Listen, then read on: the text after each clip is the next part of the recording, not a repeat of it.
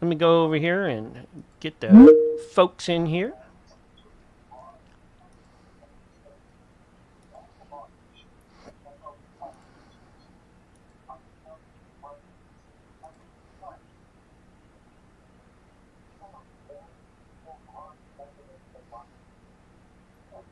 Hey, what's going on, Mark? How you Hey, doing? you the man with the plan. That's what's going Uh-huh. on. That's right. Uh huh. Mm-hmm. Sure thing. There we go. So, how's your day been? Yeah. Uneventful, which is always good. Yeah, uneventful's usually a good thing. Yeah, usually a Nine good times out of thing. 10 it is. I'm not big on that eventful thing unless it's Yeah. specific events that I'm really looking forward to. But man, oh man, hey, Yeah. Just a lot of events that drama. I'm really Yeah. looking forward. What's up, Barry? Hey man, I'm just trying to get set up here. I'm having a couple problems. I'll be with you in a minute. You sound good. Okay. Fine on my Well, end. I know, but it's your voice is coming through my laptop speaker, and that'll bleed Oh, over. yeah, we all know that that's Mm-hmm. garbage.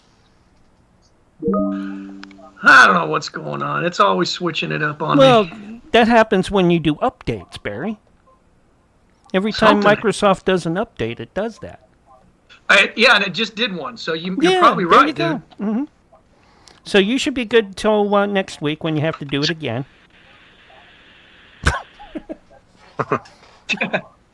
I tried to turn it off, man. What the notification? That's Yeah, it'll let you do it temporarily, but it won't let you do it permanently. It'll Yeah. automatically kick back on. I mean, we're basically slaves, man. I mean, Just turn off automatic updates. well, it kicks back on eventually. I've done that. Yeah, only I let- mean, it only lets you can go a year at a time, though, without doing updates. I tried, man. I don't know. I just kind of gave up. Oh, man. Goodness gracious. Are you okay? Yeah, I had my last computer going a dangerously amount of time without updates, quite frankly. Because, yeah, it just screws everything up, Oh, Wobbly says tech support is available, and Roger goes, I hate Microsoft. Yeah, you could always move to Linux, too. Unless you game. If you're gaming a lot, that can be tricky. At least it used to be. I don't know if Linux is still... I don't know if it's compatible with Steam totally now. Well, Steam it would be, but... if all games support Linux.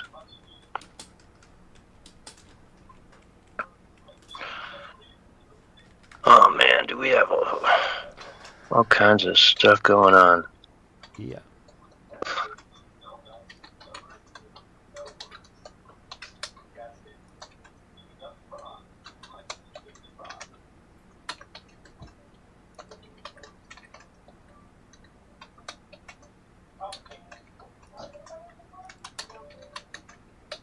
Do do do do do do do do do do do.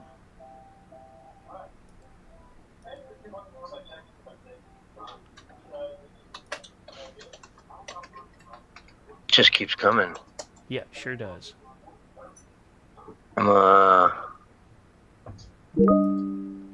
Okay, there we go.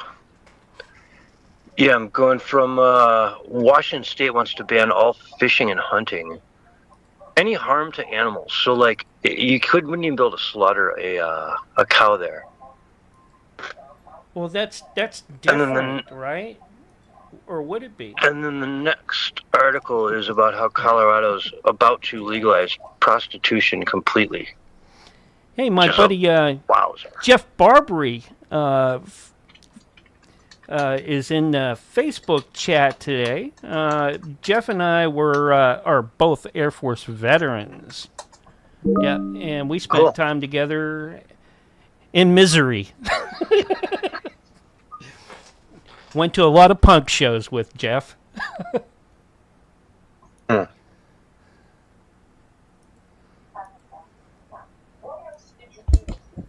In Missouri, does that mean you served on the Missouri? No, Missouri. You know, where the roads are with the alphabet A B B C C D D for their their rural roads. Yeah. In Missouri. In The Missouri. state. Yeah, Missouri. Okay, the state. The state. Not the battleship, the state. No. The actual The state. state. Okay. No, Yeah. not the state of the state. I don't know how the roads are named out there, but that's interesting if they are. That's good to know. What's that? Sounds helpful, handy. That they're labeled like AA, BBB, DDD, whatever. you were Yeah, saying? it's how they teach their kids the alphabet when they're little. They take them for a drive. You didn't know that? No, I never heard of that. Yeah, it's true. As far as I can tell, you know. Right, Jeff? Yeah. All right, I figured out the problem, and it is fixed. It was the USB cable was faulty. Oh, come on, Wobbly. I'm being nice. I used the wrong one, or it may not be faulty. It just may not work with this particular interface system that I have. So I switched it out. Well, there you go. Good to have you, man. It's good to have you here.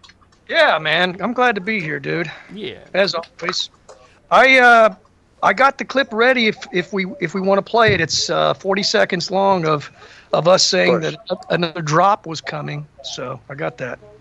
Okay, yeah. Because we did If you got predict a clip- it last week. If you got a clip coming up, that's. If you prepare a clip for the show, we're playing it, dude. Yeah. All right. Well, and there's more coming, man. Whatever it is they released, second drop, that's not everything, man. I guarantee that, because we're talking. They've admitted to at least 6 million pages. A lot of estimates in the alternative media says it's more like 10 million pages. I mean, if you look at all the stuff that they confiscated, if you were to scan it and put it out in a document form, with pictures and videos, it'd be like 10 million pages. So we're looking at. I heard that there was so much information, Barry, Bundy not.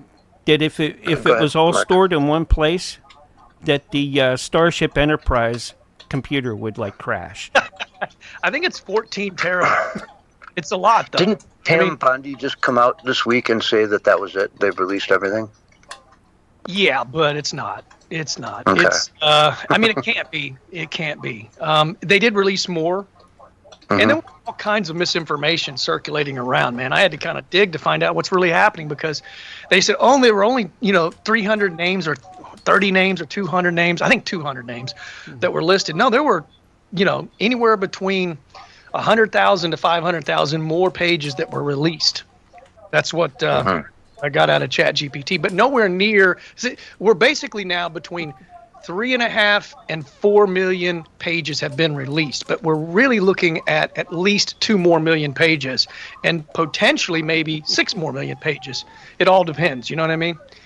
But but our own government, our own official numbers are around 6 million pages, and we're only at 4. So there's another 2 million. Who knows what's on that stuff? I think it's a strategy that I think a lot of this is acting. I don't think it's real at this point, because how come it just keeps all panning out exactly like we want it to? And it's like they drip it so that it gets into the psyche and it gets everybody fired up. It gets them talking about it. It gets the Democrats wanting it. I mean, this is like the ultimate mind game on everybody, and everybody thinks, oh, that's too conspiratorial. That's Trump 4D chess nonsense. No, he's just doing things correctly. Now, maybe it is something different. Maybe it is Pam Bondi sucks. Maybe Kash Patel sucks. I don't know, but it does seem to keep working out.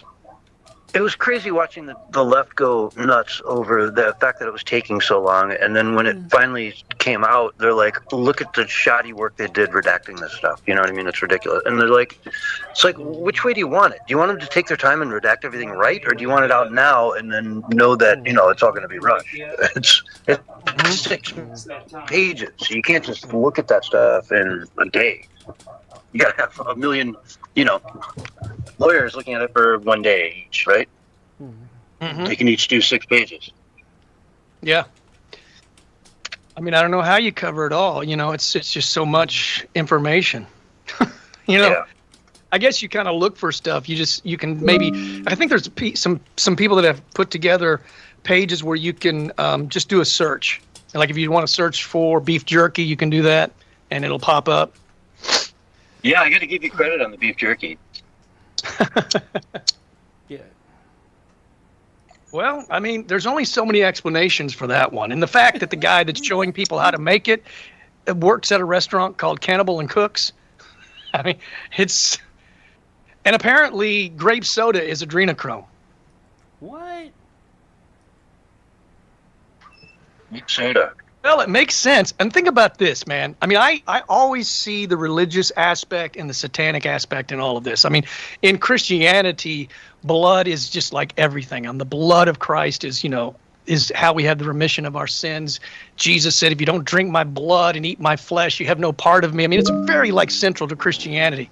And then in Satanism, it's all about the blood. They're, you know, sacrificing chicken, sacrificing children, sacrificing their friends, sacrificing.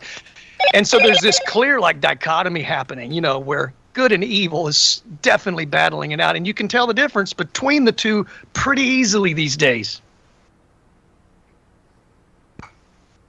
Yeah. I'll tell you, the Eucharist always freaked me out about Christianity. That's one thing I can never get on board with. Well, it's not that Jesus was being morbid. It was that he was saying that, you know, you have to partake of me, be a part of me, because there's a oneness that is involved. In fact, but I get what you're saying. Yeah. When he said that, the majority of the people that were following him abandoned him, it says in the Bible. They said, this is a heavy statement. We can't deal with this. But he wasn't being morbid about it. It was about intimacy with God. And that's what, you know, the flesh and the blood is all about. And the Bible also says that the life force is in the blood. So there's all this symbology. It's not meant to be morbid like the Satanists make it.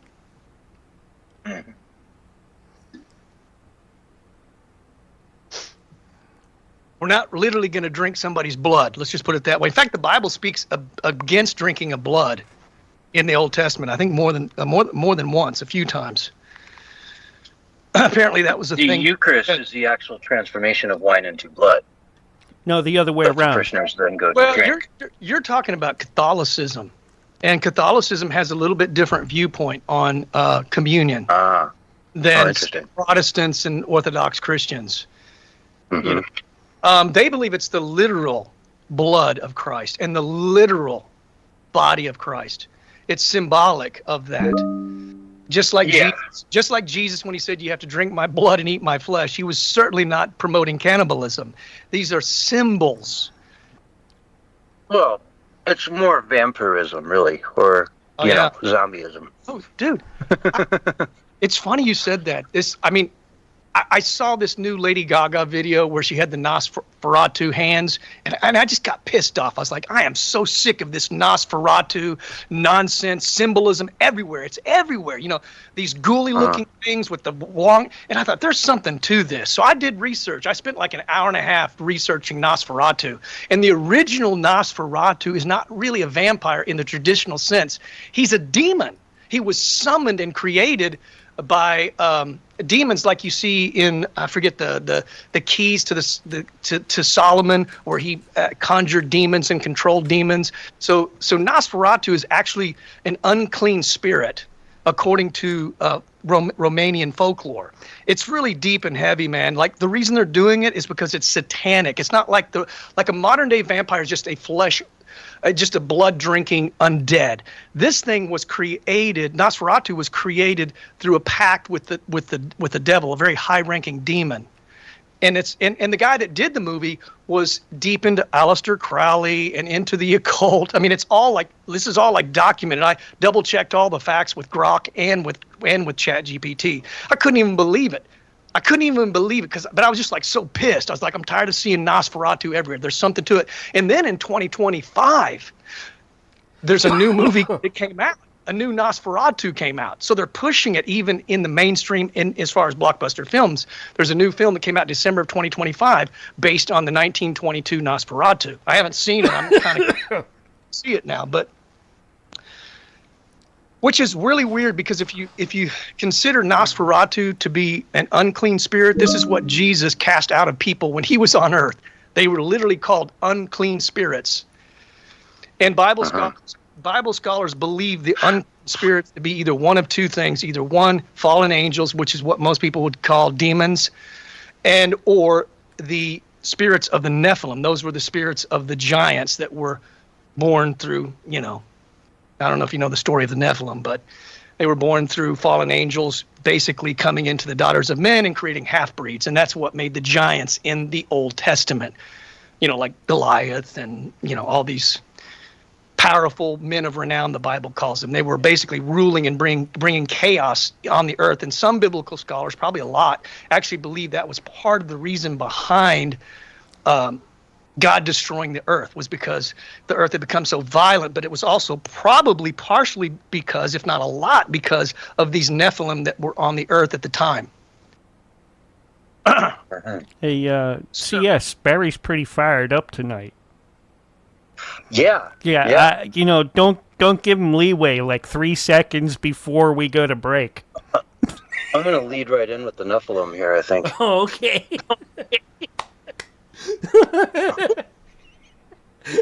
Just hand him the ball and be like, go get him, go get him.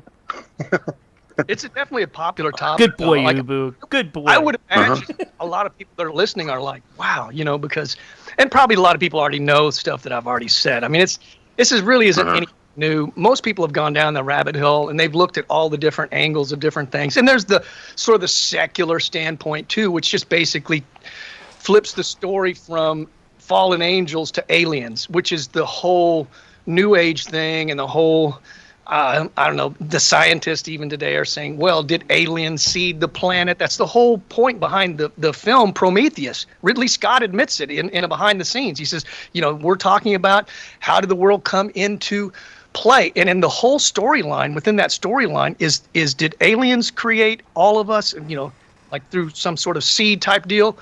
Or is Christ real? Because the girl that was the main character, she wore her cross the whole time, and then the alien at the end says, "Now that you know that aliens actually created you and seeded the planet, are you still going to wear your cross?" And she looked at him and she said, "Well, who created the aliens?" So that whole theme is throughout. Like, all the people need to understand, they are giving esoteric stuff in every single movie. And at least in the case of Ridley Scott, he was courteous enough to consider the Christian perspective, which I think, of course, is the most logical. But I'm a little biased, of course, but it also makes the most sense to me. I'm going to just sound check really quick here. Okay, I'm glad I did that. Because this is turned off. On. Bluetooth connected. Oh, Bluetooth is successfully connected.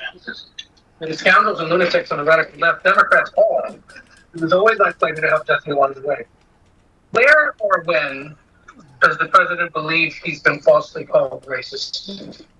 You're kidding, right? I will pull you plethora of examples. I'm going to... That's such a great. It's such a great line right there. You're kidding? Like, really? You're kidding, right?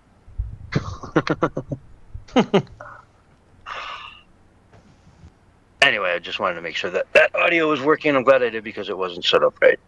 I think you were just trying to cover up because you were listening to Bad Bunny before the show. I know you're a Bad Bunny fan. Don't even try to pretend. Yeah, Bad Bunny. You got me. You really like it when he's wearing his dress. You think that's really cool. Yeah, you got me. There you go. Damn. Yeah. You were dancing the whole time. You didn't watch the Turning Point show, dude. You were totally tuned into Bad Bunny at the Super Bowl. Yeah.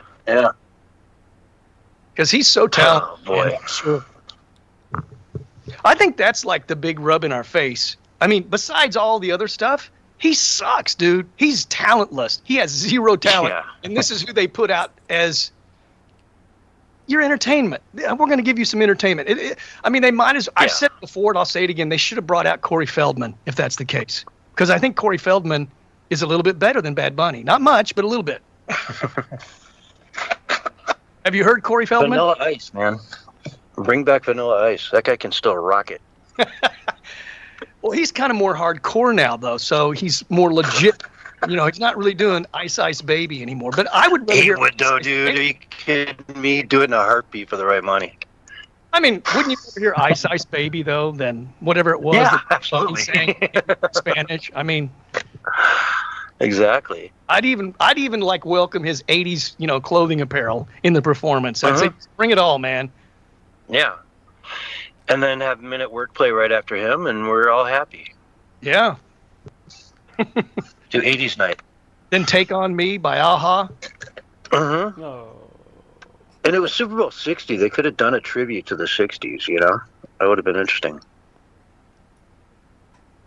Yeah, lately I've been going back listening to all the oldies because the music today really does suck, man. I mean, it's bad. Yeah. Okay, Grandpa. That's what it feels like, you know. I feel like I'm Yeah. the music in our day, we could actually understand the lyrics. That's what they always told us. And now I'm saying, well, at least we can understand the lyrics because they speak in English. Oh, man. South Park did a great episode of that where everything's just shit. Everything, you just Stan all of a sudden wakes up one day and everything sounds like shit. Like literal shit. I believe it, man. I think if they farted in a microphone and they pushed it, people would buy it. Yeah. Sure, dude, 100%. And if Cardi B went out there, started farting, and you know the crowd would go nuts, man. They really would. They would somehow say it was art. Yeah. She'll light one on fire every now and then. Or Yeah. pyrotechnics. That'd probably blow the whole room up. Oh yeah, yeah. Hey, what are you doing? That is not for dogs. Garbage. Garbage. That's not for dogs. Don't act like you're hungry. Jesus. Don't act like you're hungry. Well, she's got food in her food bowl. She doesn't have to eat a napkin I used to blow my nose with an hour ago.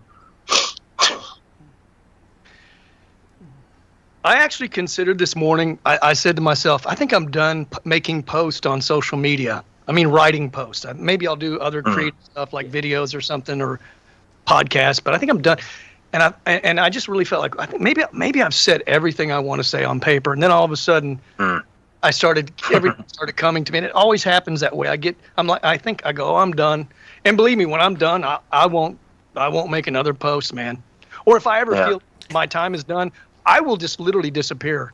Your foot videos are really the bread and butter of your channel, you know? The what? The foot videos. If you just stick to those, that's really 80% of your viewership, you know what I mean? What's a foot video? You know, where you take expired pork and beans, put them in a bowl and stand in it. Standing in a bowl of grapes making wine? Yeah, sure. I see him do that. I just hope their feet are clean, man. You know, or that there's some kind of sterilization process after the fact, after they've put their dirty feet all over the grapes. Just hope they did that like 100 years ago and they just don't do it anymore. That's like, I enjoy wine. I don't want to think about that, you know, if they're actually stopping them like that. That seems really antiquated. Yeah, at least wear something on your feet when you do it, right? Special like mitts, grape squishing shoes, foot mitts. Yeah, foot Crocs. mittens. You got to be Crocs or something like that, you know.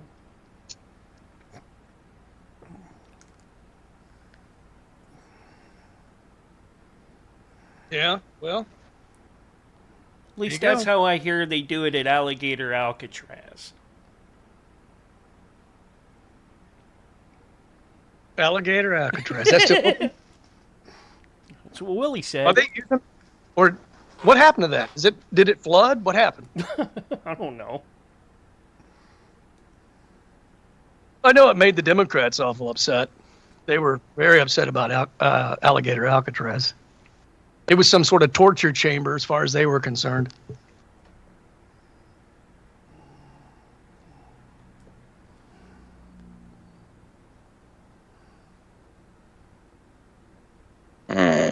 on the brink of some stuff happening. I mean, already a lot of people that are on the Epstein files, they're being investigated now. What's that guy's name? He's under investigation now here in the United States. What? Westerman? Is that his name? Westerman? Oh, there's a bunch of them, man. They're just falling like flies, it seems. I mean, if Trump was against this stuff coming out and the DOJ was against this stuff coming out, then why are they investigating this guy? You know? I think the whole thing is a ploy. All right, guys. I mean, guys. there's been all kinds of illegal You know stuff. what time it is? Where are the arrests? It's time to Are we reset. switching rooms? It's time to reset the chat room here, and then I'll get you guys back up, and we'll get you rolling on the radio side. In 5, 4, 3, 2, 1. Bye. All right.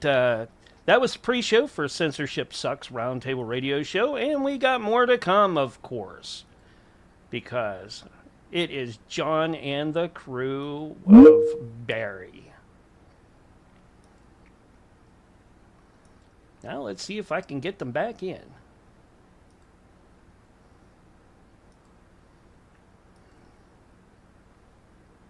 There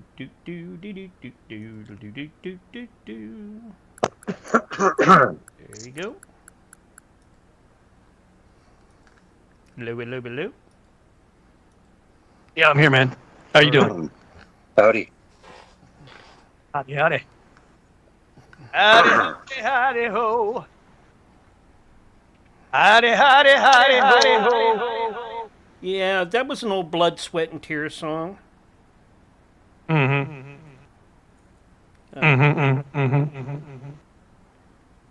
Yeah. Okay, Casey. That's the way. Rupert Lowe. Like it. But you picked up a little bit of an echo in the last 4 seconds. I hear cars going by. Is that you or me? No, that's Oh, me. me. That's me trying to use a lighter that Guess doesn't work very well. Sounds like you're trying to light up over there. You know, I've got a lighter that's in the end of its life, too, and I did the same thing like 2 minutes ago. I had to flick it like 5 times, and I'm like, damn it. Yeah, you can only refill them so many times, and then when they do go out, you still have a full container, but the damn thing don't work anymore. You know? Yeah, I just go get like a 10-pack of Bics at Walmart, and that lasts me like a year.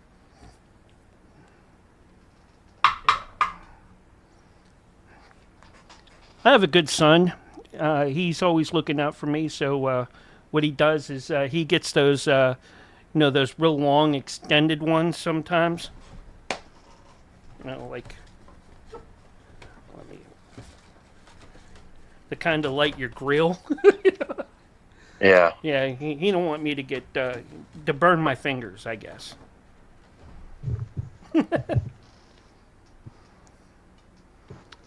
Are you there? Okay, 30 seconds. Yes.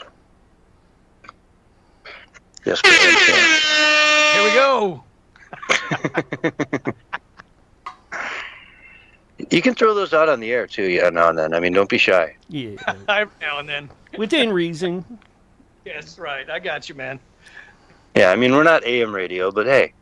I mean, morning radio. We are in some places. And here's your I countdown. meant to say morning radio. We're not morning. 5, 4, 3, 2, 1. And you're live and on the radio side right now. Hello, everyone, and welcome to the Censorship Sucks Roundtable Radio Show, Wednesday night edition for February 18th, 2026. And with me tonight, of course, I've got Bullhorn Barry on the mic. What's going on, Barry? Hey, what's going on with you, man? How's the wife, the family, the kids, the dog, all that stuff? Well, the dog's good. Everything else? Yeah, everything else will have to... We only have 2 hours, man. We only have 2 hours, so let's dive right into it. I don't know. I guess I'll start off with this one just because it'll be quick. But a big tragedy occurred in Lake Tahoe. 8 backcountry skiers are now confirmed dead in the deadliest U.S. avalanche in the last 45 years, which is pretty wild. And I mean, it sounds like they were coming off the mountain. They were in some sort of like a canyon, like probably just a dirt road in the summer, and they were skinning their way out, and this thing went off way above them and just, buried a bunch of them. I was wondering how that could have happened. When you have that large of a group, I think they had 4 guides with them. Typically, your guides are never going to put everybody in the same spot where they're at risk of dying at any one time. You know what I mean? If there's a dangerous zone, you go through it one at a time. That way, if anything happens, you got 11 people that are fine and one person that's screwed that we have to go rescue. You don't put all 10 of them across the same slide zone at the same time. So it's interesting. I'd like to learn more about this, but worst tragedy in backcountry skiing in the last 45 years, avalanche, death of 8 people. I think there were a total of about 12 or so involved in total. And they were just wrapping up a 3-day trip. So I don't know, get that one out of the way. Always a tragedy.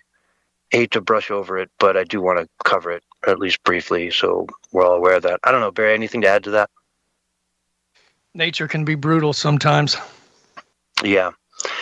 And it's been snowing a lot in Lake Tahoe this year. Apparently, a lot of Colorado hasn't had a whole lot of snow. I think they just opened the back bowls at Vail like a week ago, which is pretty late, to wait until February to open the back bowls. That's, there should be, people want to go there for Christmas, right?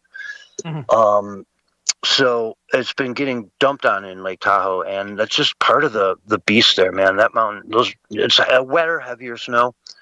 And so when it slides, it's much more deadly than the very, very light powdery stuff, which is also dangerous. But, there's a difference to it. You see an avalanche in that kind of snow, and it's more about this stuff rocketing down the mountain, whereas in Utah or Colorado, it's more of a billowy, you don't see the avalanche. You just see all this snow floating up off the mountain for some strange reason, and you realize, oh, that's an avalanche.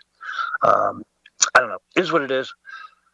Tragedy, but there we go. Our due respects to them. I've spent a lot of time in the backcountry of Lake Tahoe, so I know it well.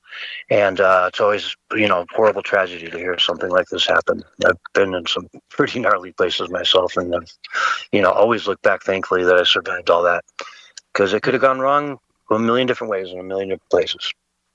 And we still see a lot of people dying at a very young age due to cancer. A lot of people in the entertainment industry. James DeBerk, or whatever his name was, lost a battle with cancer. A lot of people that maybe you haven't heard of, directors, producers, dying in their 30s, 40s, 50s from cancer, heart attacks, and strokes. And it just makes you wonder if there's some kind of connection to that COVID death jab, as I like to call it. Yeah, in Hollywood, it's got a lot of notoriety for drugs and whatnot, but it also has its California culture, a lot of notoriety for eating healthy, working out, keeping your body healthy, peak physical condition so you can be in the movie if you're ever called to be in the movie. So, it's sad to see that type of thing, happen. And do we just go right to, were they all overdosing or something? Or, do they actually live healthy lives and they just got caught up in something else? Wink, wink, nudge, nudge, right? Sure. That poke shall not be named. Yeah, it's just tragic. There's just a lot of that. Still a lot of just death that we didn't see before, and how people want to understand that, or the framework they want to put that in. I mean, that's up to everybody, however they want to do that. Personally, I'm not framing it as the death jab. I'm just saying it's potentially the death jab. That's my opinion. I'm just throwing it out there. Potentially, yep. The pope that shall not be named. But it's a tragedy to see one way or the other. I mean, it really is. And I don't know. I hope they just keep their promises, as we covered in, sometime in the last week. I remember there's a story out about how, they come out and they said, look, we're no longer doing any of these gain of function research, period. It's all getting rooted from any federal funding. All of it gone. Nothing even tangentially related to gain of function will be, have the government funding anymore. whatsoever. All the dog stuff, the beagles and the sandflies and all that stuff gone. Thank God. It's about time. But anyway, we had another tragedy, and then I'll move on to some comedy. Jesse Jackson passed away the other day, 84 years old, civil rights activist his whole life, was friends and friendly with Donald Trump for most of Donald's non-political life. He's, I'm sure, donated quite a lot of money to Rainbow Coalition and Jesse Jackson's other movements. They even received the Ellis Island Freedom Award together with Rosa Parks. So Jesse Jackson, Rosa Parks, Donald Trump all received the same award from the Ellis Island Freedom, Award from Ellis Island. At the same time, photos of it out there everywhere, folks, right? Out there everywhere. They say Donald Trump is the biggest racist the world's ever known. Well, I can go 40 years back in his timeline and find him winning awards next to Rosa Parks and Jesse Jackson. Oh, yeah. Whereas you dig that far back into Joe Biden, and you're going to find a lot of N-words and sketchy, comments about, other people. And you'll never see Donald Trump wearing a blackface because it never happened. Yeah, if he did, it would be everywhere, folks. We'd all know about it, I mean, many on the left have worn the blackface, right? From Howard Stern to so many others. Mm-hmm. I mean, maybe Saturday Night Live in his peak, they could have convinced him to do something with Eddie Murphy, that's about as close as you're going to get, though, which is, Sarah Silverman. How many comedians have done that in the past? Anyway, that's the tragedy. Here's the comedy part. They had a press briefing today, and Donald Trump put out a statement. Then part of the statement said that, people have accused me falsely of being a racist. I'm not sure there's many people in this room. No, that's not. I'm sorry, that's someone else's. He came out and basically said, I've been falsely accused of being a racist, many, many, many times by lots and lots of people. And so someone came out and said, what's he talking about here? Let's listen to Carolyn Levitt. Courtesy of the White House. Statement about Jesse Jackson, the president said, despite the fact that I'm falsely and consistently called a racist by the scoundrels and lunatics on the radical left, Democrats all, it was always my pleasure to help Jesse along the way. Where or when does the president believe he's been falsely called racist?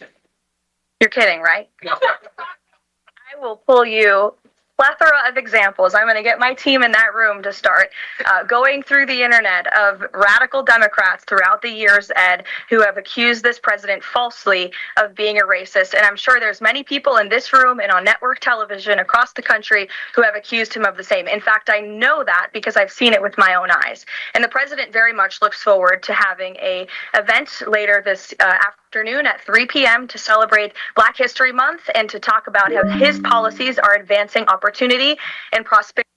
Yeah. The room just erupted in laughter there, right? Right. Of course. I love it. And anytime you call the president Nazi, well, they can't deny that. I mean, that's saying he's a racist. Every Nazi is a racist. That's part of being a Nazi. So when you call Donald Trump a Nazi, you are equivocally saying he is a racist too. So don't even start. Oh, yeah. The fascist, all that stuff. It all falls into it. Any name they call him, it all boils back to racism, to racism. Here's Don Lemon for you. Just if you guys just want a couple examples of people calling Trump racist. This is CNN Tonight. I'm Don Lemon. The president of the United States is racist. A lot of us already knew that. Okay.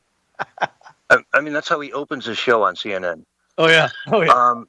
During the debate against Joe Biden, he said Donald Trump is the most racist president in modern history. I could go on. We know Donald Trump is a racist, but we don't get a badge of courage for calling him that. We need to focus on ending the systemic ways racism infects our society and laws every day. That's Joe Biden. The AOC, she's on the stage lately. Let's hear what she had to say. Donald Trump is also very old and a racist and a neo-Nazi. Racist and a neo-Nazi. Let's not forget white supremacists. So when you say all of MAGA are white supremacists, that means you're a racist too. So this is like their major talking point, and it's all they have because they can't talk about what they actually stand for because everything they stand for is awful. It's all about taking away from you. Oh, yeah. I mean, we got this voter ID, the SAVE Act. Passed the House, now it's in the Senate, and they're screaming bloody murder. It's the most racist thing in the world, yet it's got 85% support in the country. 85% support, 77% from the left. Yep. And that's racism to them. Chuck Schumer's screaming bloody murder about it. So 77% of their base is racist then. Mm-hmm. So when we say that the left is racist, all I have to do is refer, well, that's what Chucky Schumer said. He said 77% are racist. Well, that's the poll. Just point to that poll, you know. Exactly. So, yeah, it's an 80-20 issue that, once again, the left finds themselves on the wrong side of. And it's their running theme for the last few years to just pick up the opposite side of every 80-20 issue and scream racism into the bloody wind for as long, as loud as they can, until they lose and cave, and then they move on to the next 80-20 issue that nobody wants, and scream and, you know, pound sand for that. It's ridiculous. When are they going to wake up? Never. Thankfully, I mean, it works in our favor. The more crazy they are, the better. I mean, if they were smart, they would at least pose to be sort of moderate, a little bit more moderate, you know, and sensible on issues and things. That at least, you know, try and fool your base, try to fool the people so that maybe you can get some votes. But no, they just come straight out with their satanic agenda and say, hey, this is who we are, a bunch of lawless, crazy people. Uh-huh. And keep in mind, we're going to have a State of the Union next week. If I'm not mistaken, it'll be Thursday night next week. And obviously, you must watch television. 5 years ago, he had on Rush Limbaugh, and it's now the 5th anniversary of Rush's passing was today. And so, you know, obviously, hats off to Rush Limbaugh. What a legend. But that was the night that Nancy Pelosi ripped up his address. You know? One of the officials came over, handed her here's official copy of the State of the Union. You're the Speaker of the House, or you're the Majority Leader. You take this. And she just tore it in half right there on the stage. Yeah. Disgusting display. Well, that's how they react when they're losing. So keep an eye out, folks. Keep an eye out for next Thursday night. It should be very interesting to see what goes down, what kind of, you know, shenanigans they're going to be up to. Will he bring out some 6-year-old cancer survivor and they boo the little kid? Probably. You know? It doesn't matter what it is. Right they can't celebrate it. If it's even remotely connected to Trump, they can't celebrate it. It doesn't matter how good it is, how bad it is, or how middle of the road it is. If it's Trump, we cannot celebrate it, which just shows you how ludicrous they are. Yeah. And I'll tell you, the minute he's out of office and they take power back, they'll undo everything. They'll open the border right back up. They'll like everything. Oh, yeah. You know? Worse than under Biden for sure, because they learned the lesson that, you know, we didn't go far enough under Biden, and that's why we lost. Yeah. If we went far enough, we could have been more authoritarian. We could have stolen the election and not allowed Trump to be president. So yeah, the next time they get the chance, they're going to be, I would say, infinitely more authoritarian this time around. Well, they have to. I mean, the border, man, they've just got to go take like container ships down to Africa and just fill them up with people. Bring them like in mass. Bring them up as hardcore as you can. You know what I mean? No more imports of any material goods. It's all people. And then censorship will just be like full blown. They'll have the whole Ministry of Truth out, and anybody that's, you know, conservative or Republican or Christian, all those views will just have to be basically censored, and those people will have to be canceled and destroyed. I mean, they'll go all the way in, and they went pretty far under Biden, but they know they made the mistake by not going far enough. And the globalists know they didn't go far enough, right? Because they should have kept us in lockdown forever like they wanted to, but they didn't. But that was because we pushed back. Thank God. Yeah, thank God for pushing back, man. It's I was thinking back while you're talking there, and like images jumped into my head about these like caravans that were going through Europe and going through Central America, just 100-mile long caravans of people, and they're just trampling everything. They're just going. It's just a mass of people that never seem to end. You know, on any given day, you could go out there and see a 5-mile long string of people moving, their way further and further and further into wherever, be it America or into Western Europe. These caravans were mostly in Eastern Europe trying to get to, France, England, Germany, places that can give them money. Mm-hmm. You're not going to drop down in Romania and be like, all right, pay me, put me in a 4-star hotel. They'll laugh at you. Yeah. Right. Mm-hmm. Yeah. It's one of those things that Trump said, it's an invasion. And then the left, like people like Jon Stewart and every politician, they were all like mocking it, saying, Trump says it's an invasion. Well, yeah, because he had the foresight to see what was coming, because he looked at what was going on in Europe and elsewhere. And they were just starting to flood into our nation as well, unchecked, unfettered, in a lawless fashion. So again, Trump was right again, kind of like Alex Jones was right again. Yep. Put another nickel in the jar. We're moving to Hawaii. I'm ready for it, man. Or maybe Iceland. Just somewhere. Yeah, or Iceland. Or maybe Canada when they become part of the United States. Oh, I think there's there's parts of Canada that would be happy to, but like Quebec would never, ever in a million years. They would insist on being their own country.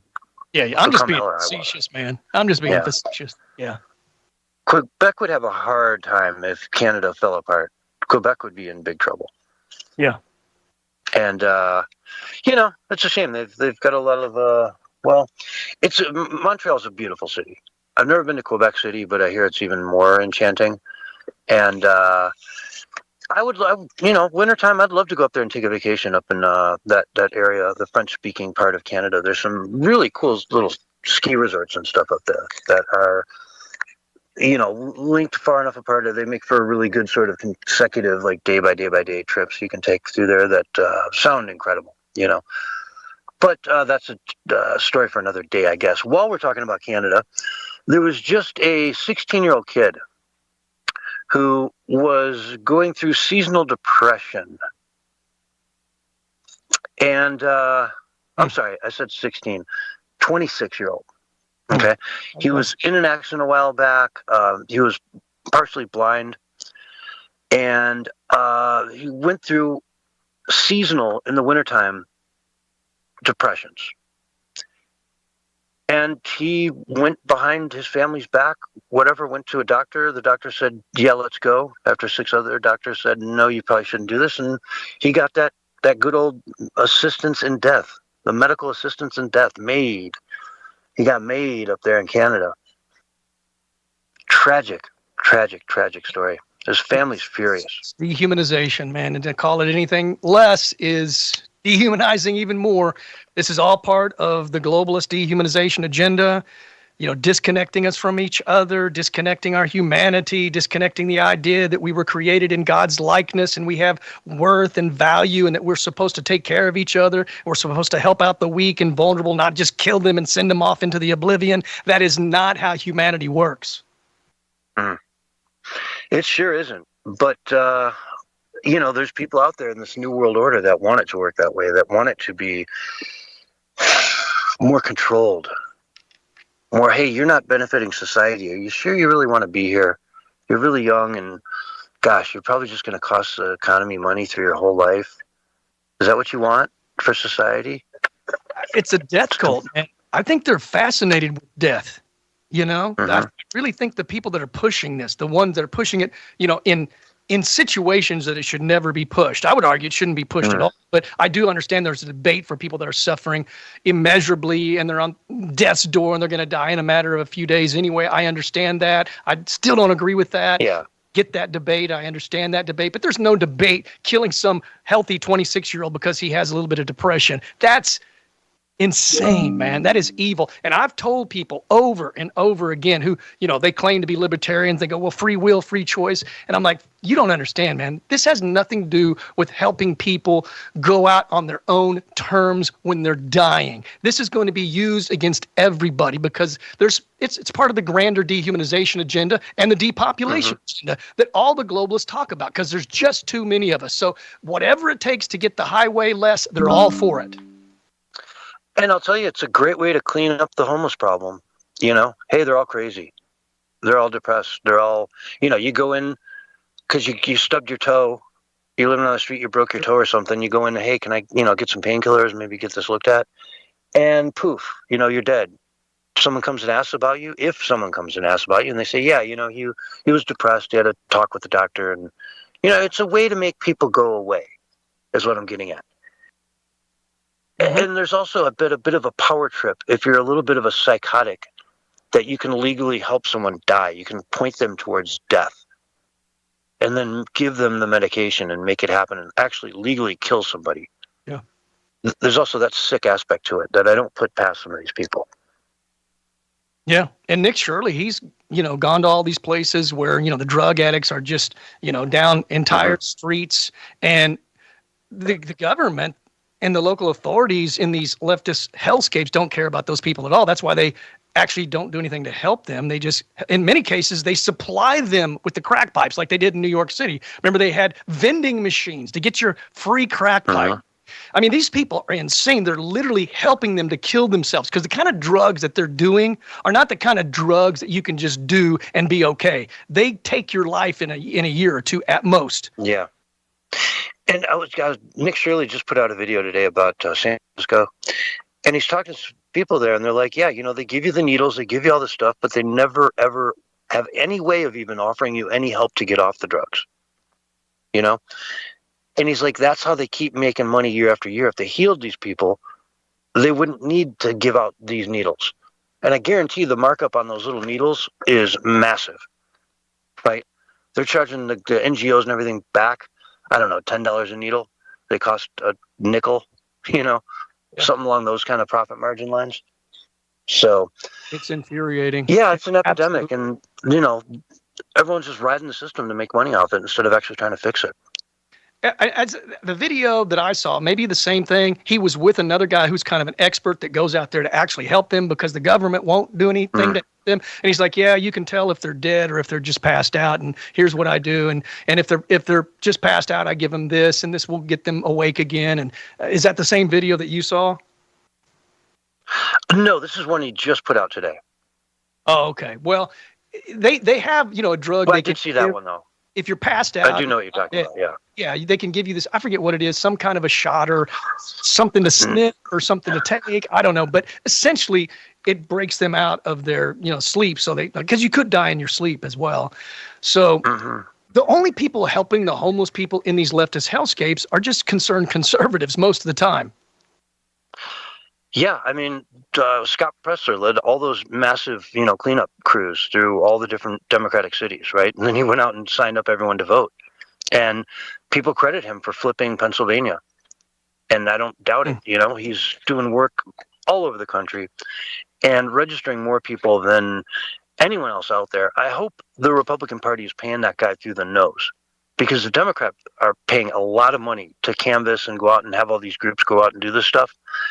Yeah. And he just seems to be getting like a thankless job. He goes out and does it, and everyone says, wow, you're great and everything. But are they really taking care of the man? Because he deserves it. So on that note, though, folks, we got to take a break. This is the Censorship Sucks Roundtable Radio Show, and we'll be right back after these messages. All right, we're on a radio break.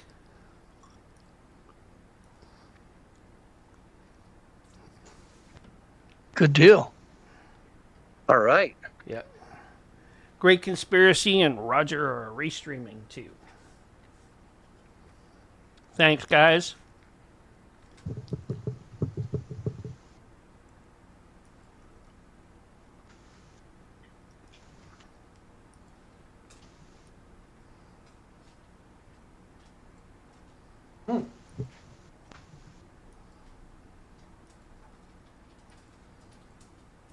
And it has been windy out here the last few days.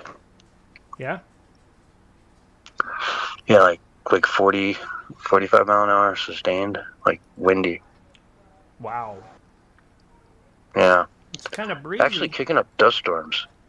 It kicked up some pretty good dust storms, which I'd never really seen before. That was kind of interesting.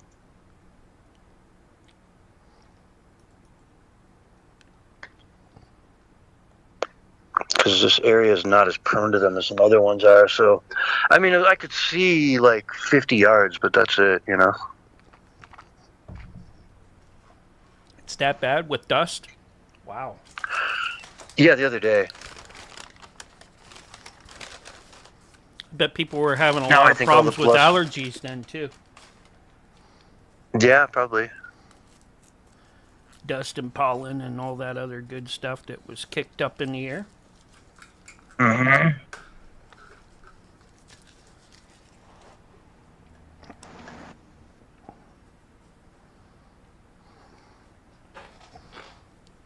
Oh, yeah. Yep.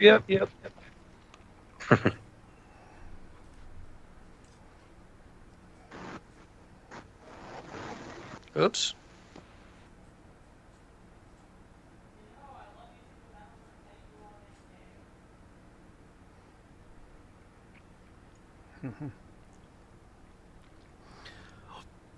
Oh, boy. It's awful quiet in here, man. Awful Yeah, it's pretty quiet. quiet now. I mean, you were all, like, really fired up pre-show. Oh, I'm subduing it, you know, not Oh. letting it own me. Okay, you know. It's always there. It's always down deep, man, and it's in all of us. We just got to put it out. That passion, man. It's all about the passion at the end of the day. You either got it or you don't. I love it, man. Bring it anytime you can. Just, be aware of the clock a little. That's all. Don't wait on the last days. Don't do it. Don't do it right before the break. Right? What did we have? I had somebody do something on Sunday night that just brought up like this huge bombshell with like 10 seconds to go. Oh no, that was you last week with the Beef jerky. Beef the beef jerky. Yeah, oh yeah, beef jerky. Mm-hmm. Delicious beef jerky. Mhm. That's what they say. I'll tell you what. Oh man. Yeah, it's not going away now. It doesn't matter what. Even if Trump and Pam Bondi and Kash Patel and all these people, they were like, we're not going to allow this all to come out because it could bring down the whole system. They can't stop it. They can't stop it. It's too big. It's bigger than they are, man. And no one's going to be satisfied until we get it all released. It's that simple. The pressure is on. Let's just put it that way. Uh-huh. And again, I said it was coming. I didn't know it was going to come that soon. I didn't know the second drop would be the next week. But, it's clear that there's a lot of posing going on with the Trump administration. And I'm not 30 saying seconds, fellas. I trust Pam Bondi or Kash Patel. But let's wait to see what happens before we give our full judgment on them. Do you want to talk about that on air? Because I don't think I have any Epstein articles. But if you want to bring Yeah, I can bring and play that clip that we predicted that another drop. Okay, is here coming. you go. 5, 4, 3, 2, 1. And you're live and back on the radio side right now. Hello, everyone, and welcome back to the Censorship Sucks Roundtable Radio Show, Wednesday night edition, February 18th, 2026. Welcome to the future, folks. I've got with me Bullhorn Barry, and we were talking during the break about the Epstein In our files. direction. I mean, Trump's the Always one a that hot- released the Epstein. Yeah, always a hot topic. Barry, take it. You had some things you wanted to say, so I'll give you the mic. Go ahead. I don't want to cut you off. Go ahead and introduce what you were saying. That was purely accidental. I apologize for that, man. You just couldn't help it. You had to jump in there. I wanted to make sure the Bluetooth is connected. That's all. Okay. Your Bluetooth is successfully connected. Yes. So, I will just say that we were talking about it during the break, and you were getting that passion in your voice, and we always love it when you get passionate. So I just thought I'd throw you the mic. I think you have a clip you want to play from last week.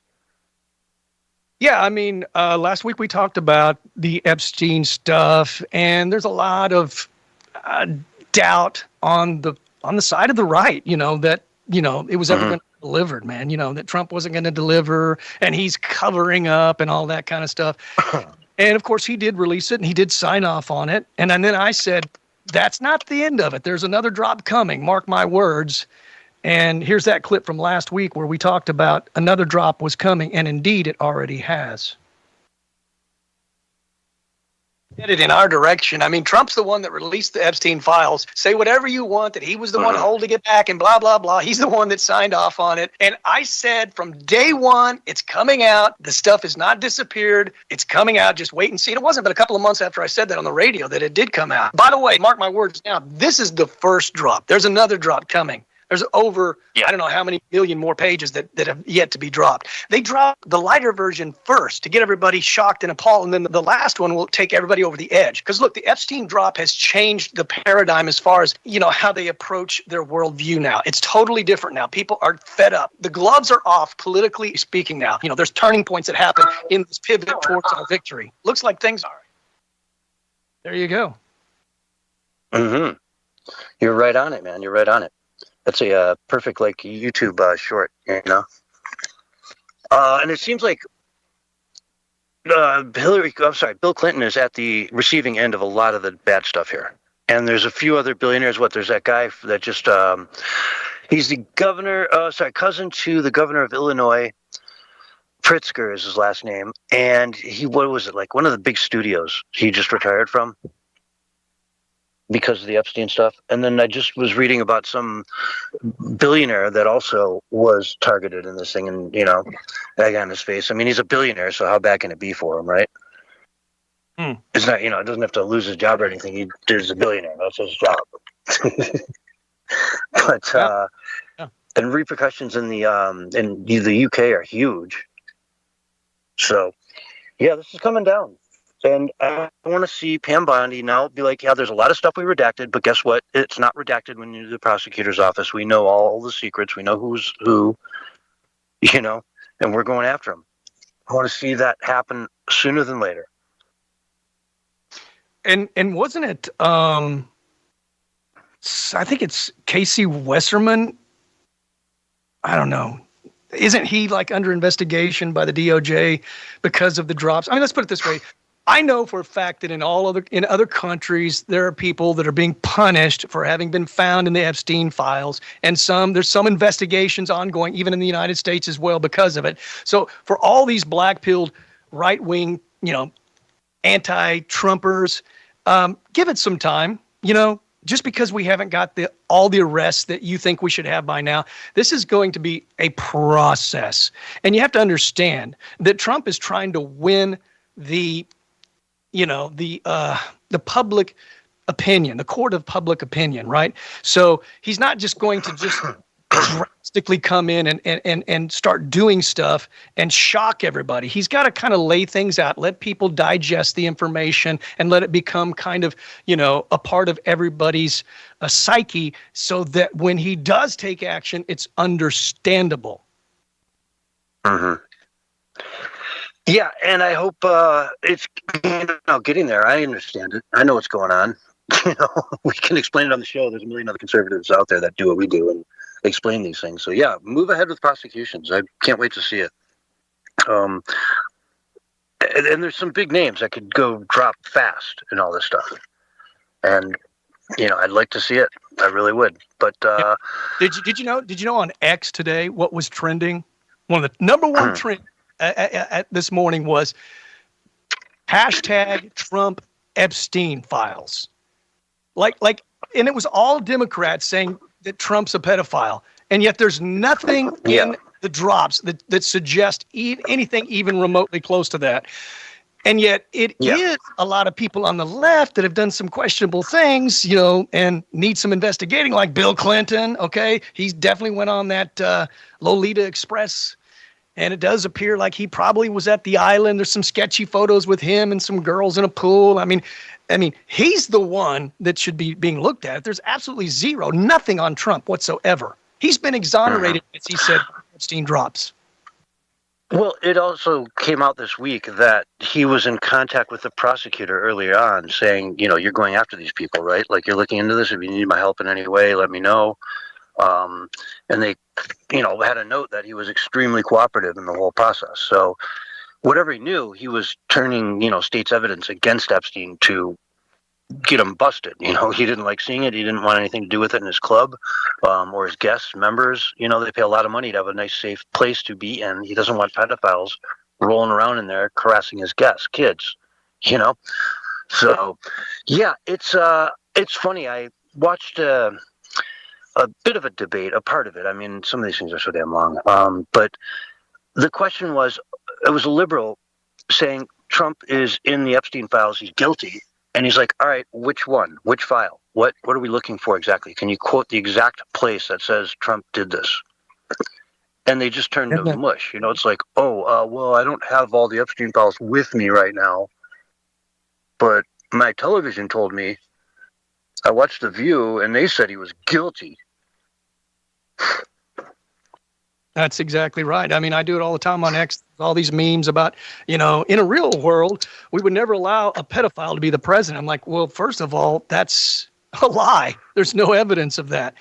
And it's just who the left is, man. But here's the thing. All the stuff that's coming out in these Epstein drops are mostly Democrats, but there are probably some rhinos in there as well. But what's going to happen when the hardcore stuff gets released? Mark my words again. I'm saying this for the record. You're going to have people on the left that are going to stop ignorantly attacking us as if we're the enemy and join us in bringing down the sick, satanic pedophiles. That day is coming because once the true hardcore reveals come out and the details are released, there's no way you can defend that, no matter who you are. Now, you can be silent about it, but you can't defend it because it's so offensive. It's so evil. You just can't. You just can't defend it. But the left has successfully defended a lot of things in the past, killing babies after they're born and cutting off children's genitalia and all that kind of stuff. But this is something too far. And the left will join us, some on the left. And I'm looking forward to that moment because I don't hate the Democrats. I just want them to be grounded in reality and come to their senses and realize that we're not the enemy, that the enemy is the very people that is controlling the Democrat Party, the globalists. I've made this clear 1,000 times. Yeah, exactly. And we have, and it's true. And, it's right there for everyone to see. They're not hiding it. We say a million times how they're not hiding it, folks. But anyway, let's move over to Keir Starmer's England. Keir Starmer! Where everything is breaking down over there. Sir Keir Starmer. Oh, you freakazoid. You worthless.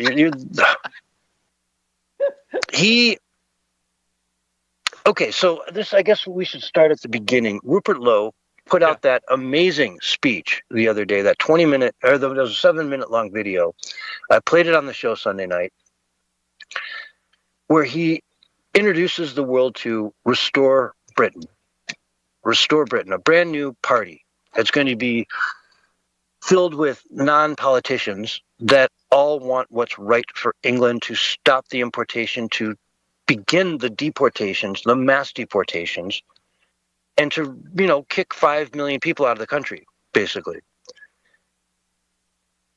It is powerful what they're looking to do. It will change England. It will save England. It'll make England England again. England is, as of right now, a lost country. There's no going back.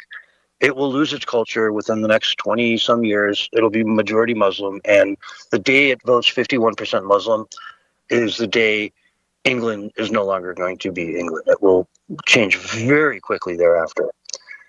And good luck to the king. Hey, you are literally presiding over the end of a 1,000-year, monarchy. Congratulations. That's not easy. It's not easy. Yeah. But you can't tell me it's not managed and out there happening. So anyway, Nigel Farage came out and said, we're going to hold elections right away now. He was going to postpone them through the rest of the year. He came out and said, nope, we're going to have these right away now. And Nigel Farage is coming out and taking credit for it. He's doing the peacock strut out there. Right. Which is funny because Farage is the one who stands to lose the most here, because everyone's saying, hey, man, if we got a choice, Farage is great. He's the only choice we had. But if we got a better choice than that, we're going to leave Reform right now and go to Restore. Because that's what they really want. So go ahead, man. I've been rambling. No, I think you covered that well, man. I haven't been keeping up too much lately with the UK. It's so depressing. I don't really want to. We got so many problems here in the United States, and I know it sucks over there. I know it sucks pretty much everywhere in the European Union, with the exception of a few places. It's definitely more authoritarian. And Mark Rubio talked about that at one of these global. Oh, yeah.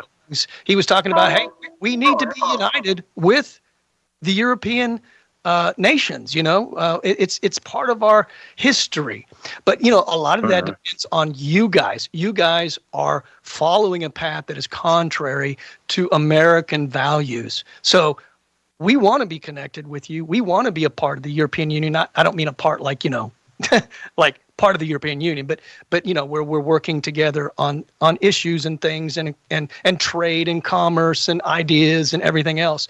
But that's going to be on them, man, because a lot of the people in Europe, they do not value what America values. They don't value free speech like we do. They don't value freedom. They don't value prosperity. They don't value all the innovation that actually frees humanity. Instead, they want to shut all that down and basically create a world where, everything that the people do has to get approval from these elitist scumbags. And in the UK, they're pushing that whole digital ID thing, which is pretty much the end once that happens, because then it's just a downward spiral from there, man. Because once they got you all digitized, it's just a matter of time before they use the AI and the AI algorithms to control every aspect of your life, man. I mean, the digital ID, digitizing humanity, that's one of the key goals of the globalists and the radical left. And once that happens, I don't think they're coming back from that. None.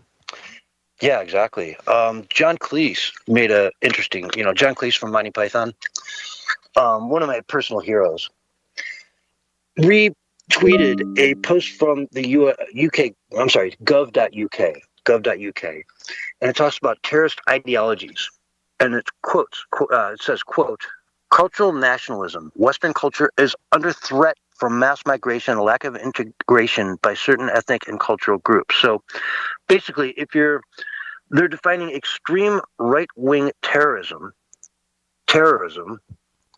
as being concerned about Western culture and it being under threat from mass migration. And so he retweeted that and said, as I am Islamo-skeptic, I'm now worried that the Labour government may categorize me as a terrorist to think I once supported them. He goes on, I'll say it again. Criticism, Islam is not racist. It's culturalist. For example, disapproving of female genital mutilation is not racist. Criticism of Islam is Islamo-skeptic. There is no phobia involved in criticizing a religion that's for spiders. So, you got to love his wit and humor. Taking away criticism is how you control entire populations, right? If you can't, and it's the perfect way to enable a elite structure to be able to do whatever they want, because there's no accountability once you can't criticize. And it goes beyond Islam. I mean, in a lot of these nations, it's now like, I think in Germany and different places like that, or even probably Australia, if you criticize the government, that's bad. And that's a hate crime, or hate speech or something like that. So they take these liberties that are just like, unbelievable. And next thing you know, your whole nation's enslaved. Yeah, it's wild. And I can move over to, there's a big uproar going on because in Mamdani's New York, Mad Manny, I got to come up with a voice for him. Mad Manny! He is, there's a push to ban dogs. Okay, because dogs are haram. They're forbidden in Islam. To touch them, to go near them, to, let them sniff your hand, nothing.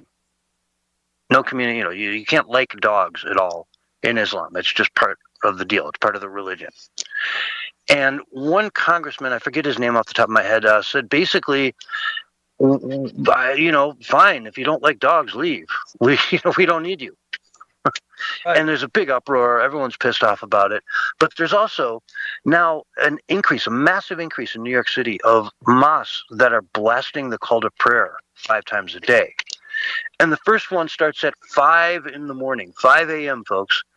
You live a block away from a mosque. You've got this thing going off, blasting as loud as possible at 5 a.m., guaranteed to wake you up every single day. And then again, 5 times throughout the day. So you're sitting there working on something, and then bam, it scares the crap out of you. Because you weren't expecting that. And what does that call to prayer say? Our God is greater. Yeah, yeah. It's all about how their God is the right God, every other God is fake. And it's if you actually had the words sung in English, it would be insanely offensive to everyone. Mm-hmm. And those same Democrats that are pushing for that to be, a thing and allowing it to happen, right, are the same people that will make sure that a church bell doesn't ring, which is, by the way, not real loud, doesn't travel very far, and pretty much peaceful sounding. Yeah. Well, who cares, man? Let's make them big and loud, Who cares? We're founded in Christian and Catholic, traditions. So it's a bell. It's a bell. The bell itself isn't resonating. I'm a Christian bell. I'm representing Christians. It's just a bell ringing. I mean, it's not like with what you're saying, they're doing these prayers and shouting and chanting, but there's actually words behind it, but not with a bell. There's nothing behind a bell but a sound. It's an instrument. But it's like, okay, some comedian put out a skit the other day about how a bunch of Brits go to England and they're like, "Oi, mate, there's a lot of noodles here, don't you think? I don't really eat noodles." About some, bangers and mash up in here, right? Like, you don't go to other countries and say, "Hey, change for us. We're here now. You need to change everything for us." Oh, it's outrageous. It's outrageous. Yeah, if I move to a Muslim majority country, I'm going to expect those bells, and I'm going to expect it to hear that call to prayer. Right? And I wouldn't say a thing about it because I moved there. Yeah, and they're banning pork in certain places and areas. Forget about that. Forget that. That ain't going to happen. Eat your pork and eat till your heart is content. This is America, land of the home and land of the free, baby. And if you don't like it, get out. Get out! If you don't like it, get out! That's what I got to say, man. Yeah. And I say that totally in control. Not outrage, just pure passion. Get out. You don't like it? Get out. Sorry about that. If that blew your speakers and you're driving down the road, I apologize, man. But I'm not going to pay to replace your speaker, okay? Exactly. I love dogs personally, though. I mean, dogs are what make the world so fantastic. I mean, the sheer audacity. I mean, can we even stress this enough, man? I mean, I think you're going too light, CS. You're being way too kind. We're talking dogs, man. People in America love dogs more than they do other people. Do you understand? Oh, I understand completely. I'm exactly the same way. I mean, I go to the dog park and I know every dog by name, everything about them. They know me and their owners. I'm like, "Hey, yeah, what's up, buddy?" I don't know their names. I know their dogs' names. Yeah. Well, how much longer before people, get fed up? Because, the left is always fed up. The left is mobilized. The left has always been organized. And the right is getting better at it. But when are we going to say enough is enough, man? We're fed up with this nonsense. We're going to go to these city meetings. We're going to stand up against these bullies on the left. And we're going to tell them like it is, man. And we're going to take our country back. Yeah, it's happened a few times, but never really at the level it needed to. I mean, I could look at some of the school, board meetings that during COVID, especially when the parents were at home listening over the kids' ear to what the teachers were saying, and they're like, "Well, what's going on here?" So they started showing up at the school board meetings and expressing their opinions of, "Hey, this is messed up. What's going on here? Like, I see what you're teaching my kid, and it's insane." And they were branded as terrorists. That's true. That's how authoritarian the Biden regime was. Hey, did you see that lady that was at the airport and that she was ranting? This was right after the Epstein drops came out. I think it was the first drop that came out. And she was ranting, telling everybody, "Wake up. They're eating babies. They're killing and torturing and child sex trafficking." And people were just looking at her dumbfounded, man. And she was just off and saying, "What is it going to take to wake you people up?" And she would not relent. And I think that's what it's going to take. Now, I don't know if I'd go that far about eating babies or anything, but stick to the facts. I mean, maybe they are eating babies. I don't know. Maybe that's what the beef jerky is. I'm sure we're going to find out. But stick to the facts, and the facts alone are enough to pretty much make everybody pissed off. Because if you're not pissed off at what's coming out, there's something wrong with you, man. You got no feelings. You're no longer a human being. Yeah, and I got to give you credit for the beef jerky stuff last week. You started, yeah, I think you mentioned that right with like 30 seconds before break, and I'm like, whoa, time out. We got to come back from break and get into this. And then you broke it all down. And the next morning I wake up and it's like the lead article in a couple different news sites. And I was really impressed. I'm like, wow, Barry, you brought this up before it even like got anywhere near my radar, but it absolutely would have been on my radar the next morning. So good on you. You want to even bring that up a little bit? I mean, I'll just bring up the one point where there was that email between Epstein and someone else, and they were talking about how, there's going to be this chef who's going to tell us how to make this beef jerky, and it's going to be at a restaurant that's called Cannibal and Cooks. And then he says, jerky and steak, as if you would eat jerky with steak, like you were talking about, right? No one sits down at a table with a steak and a potato and a salad and has a side of beef jerky. The beef jerky is something else, okay, folks? Wake up. And I'm sorry if that offends you, if that makes you think, oh my God, if these people are really that sick, we've got a problem. Well, yeah, we'll snap out of it because it's a possibility, and we are going to find out what all these code words mean, because clearly it's code. Clearly it's code. You don't walk beef jerky anywhere, right? Beef jerky doesn't have legs. There's a whole bunch of things in these descriptions about beef jerky that does not fit beef jerky. And we know that a lot of the other code words that they've used before in the past, according to the FBI, are things like, pizza means one thing, hot dogs means another thing.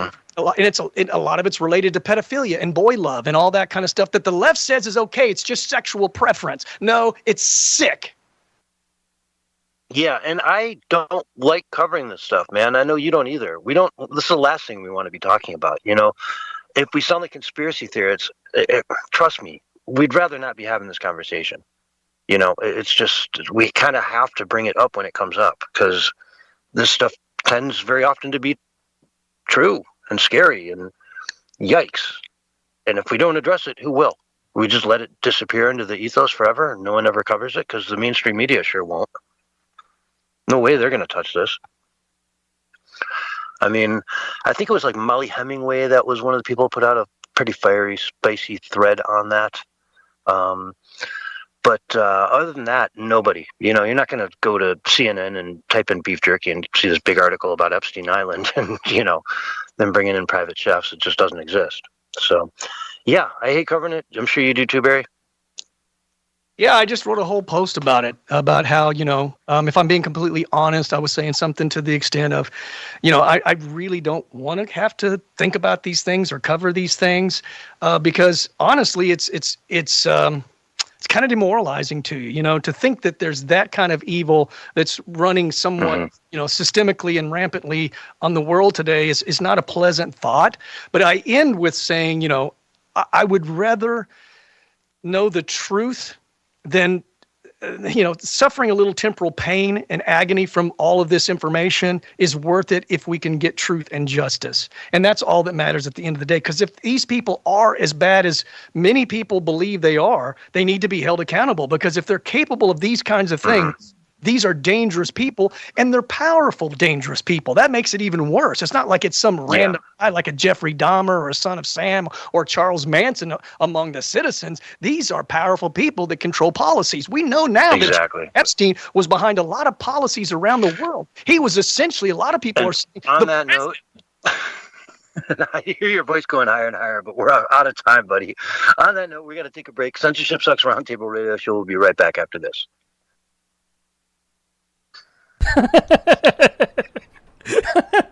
I did it again, man. You did. You Get did it the again. sentence out, but then you blew into the next sentence with even more like of a lungful of. I was like, oh god. I just let you go. You scare me, Barry, when you do this reciprocal breathing thing. All right, but it's all right. What's we'll reciprocal? Yeah, what is that? Reciprocal breathing is when you can keep going talking without taking a full breath because you're breathing and talking at the same time. Okay, yeah. All right. Wow.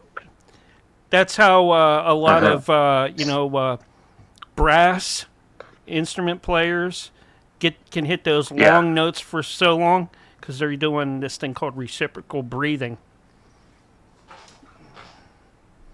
Yeah, if you want to talk about the Steve Bannon stuff in the Epstein files, we can talk about that too, because there are a couple of things that are concerning.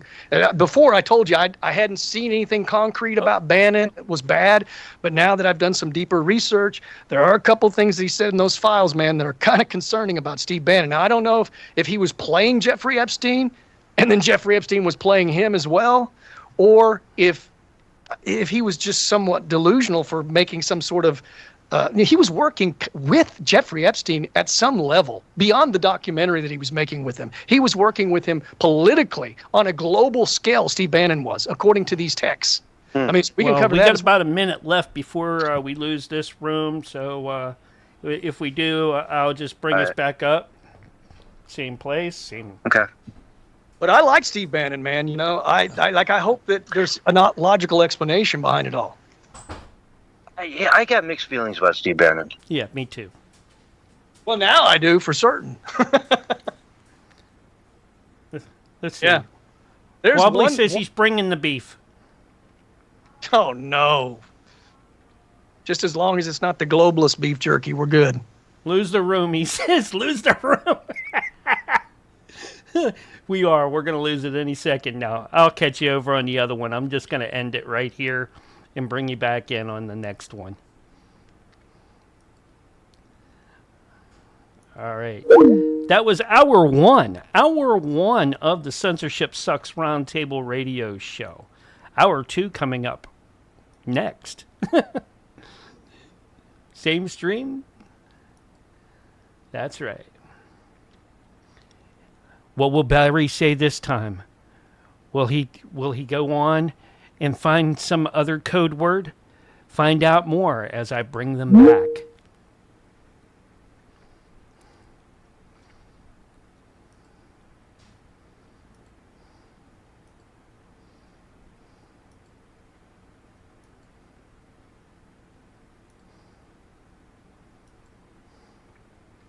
Veterans Radio in the Kick Chat. Thank you, buddy. All right.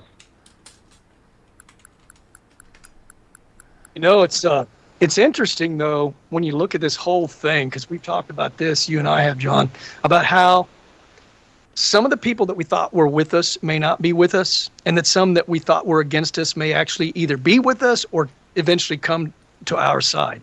And that's the thing about this is, you know, everybody is pretty much picking sides. And I think if you try to ride the fence and play both sides, that's like the most dangerous place to be. It's better for you to pick the right side or even the wrong side than to try to be in the middle. No. It's better to pick a side, one of those kind of sides, than to pick your nose or your rear end. Okay? That's what needs to be said. All right? Just keep it to that. All right? You can pick your nose, but you can't pick your friend's nose. It's just not right. Well, you can pick your friends. Yeah, but you can't pick their nose. No, I better not. I better not hear you doing that. Unless you're really nasty stuff. Yeah. Is that before or after the dumpster at Audi's? I don't know. You know. Oh well. My mind's running. It's racing wild. You started my mind. I'm not even. We feel it, don't we, John? Yeah. It's racing. It's racing. Ah, man.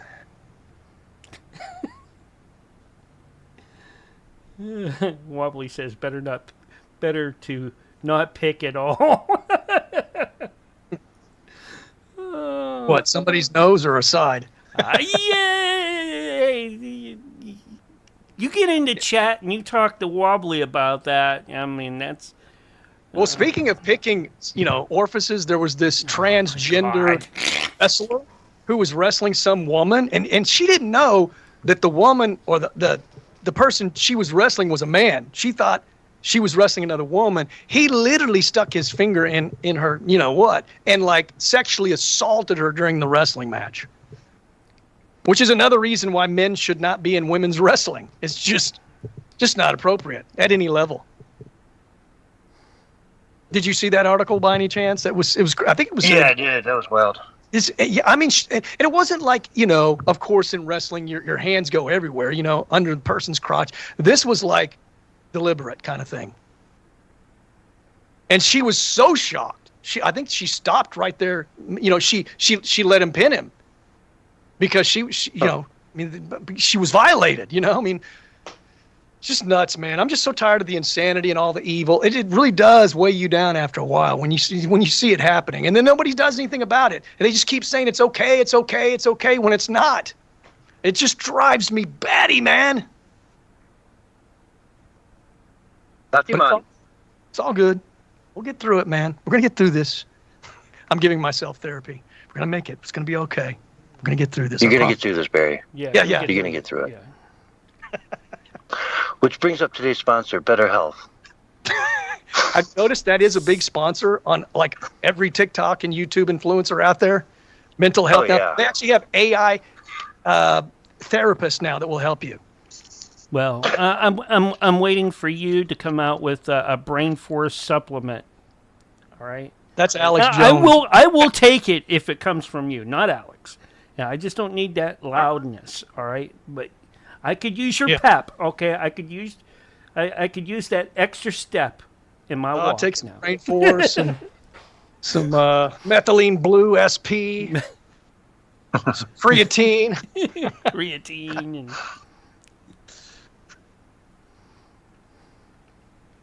I don't know. It's a crazy world. Gotta love it though, man. It's like Sick of the Lies keeps every time I post something. He goes, and again, I've said it myself before, but he's like, it's an amazing time to live in. I'm like, yeah, it really is if you think about it. Everybody needs some Tang, but I prefer the orange flavor. Me too. Okay, Well, I thought that was what? I guess that one. That was a wet one. All right. Anyways, okay, I'm stopping for the night on that note. Too much coffee for me. Yeah.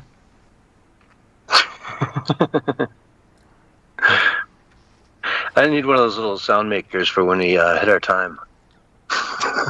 Yeah, right when I'm like ranting, you're like, Barry, stop. Oh, okay.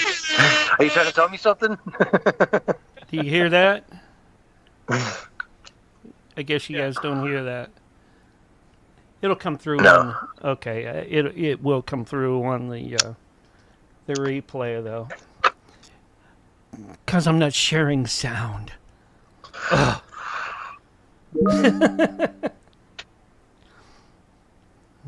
Oh well. All right. I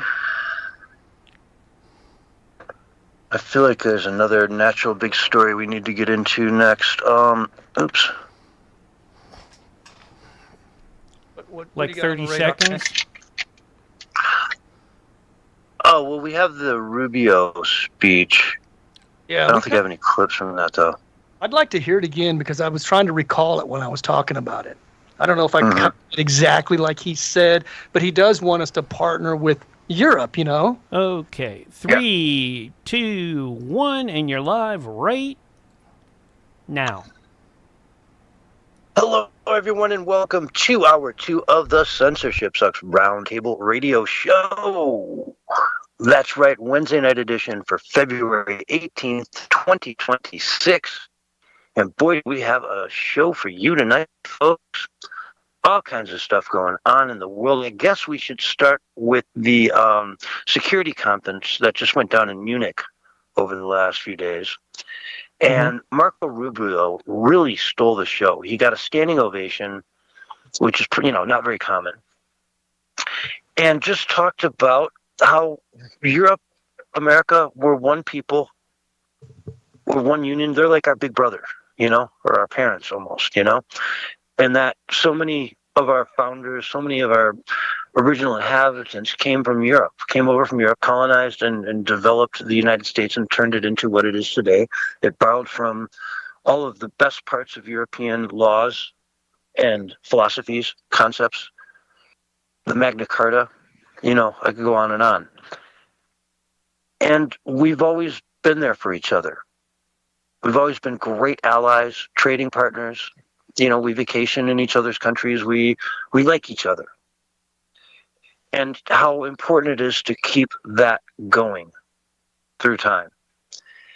And how they're losing a grip on it. we had J.D. Vance a year ago at the same conference in Munich, telling them that they are wandering away from their founding, from their freedom of speech.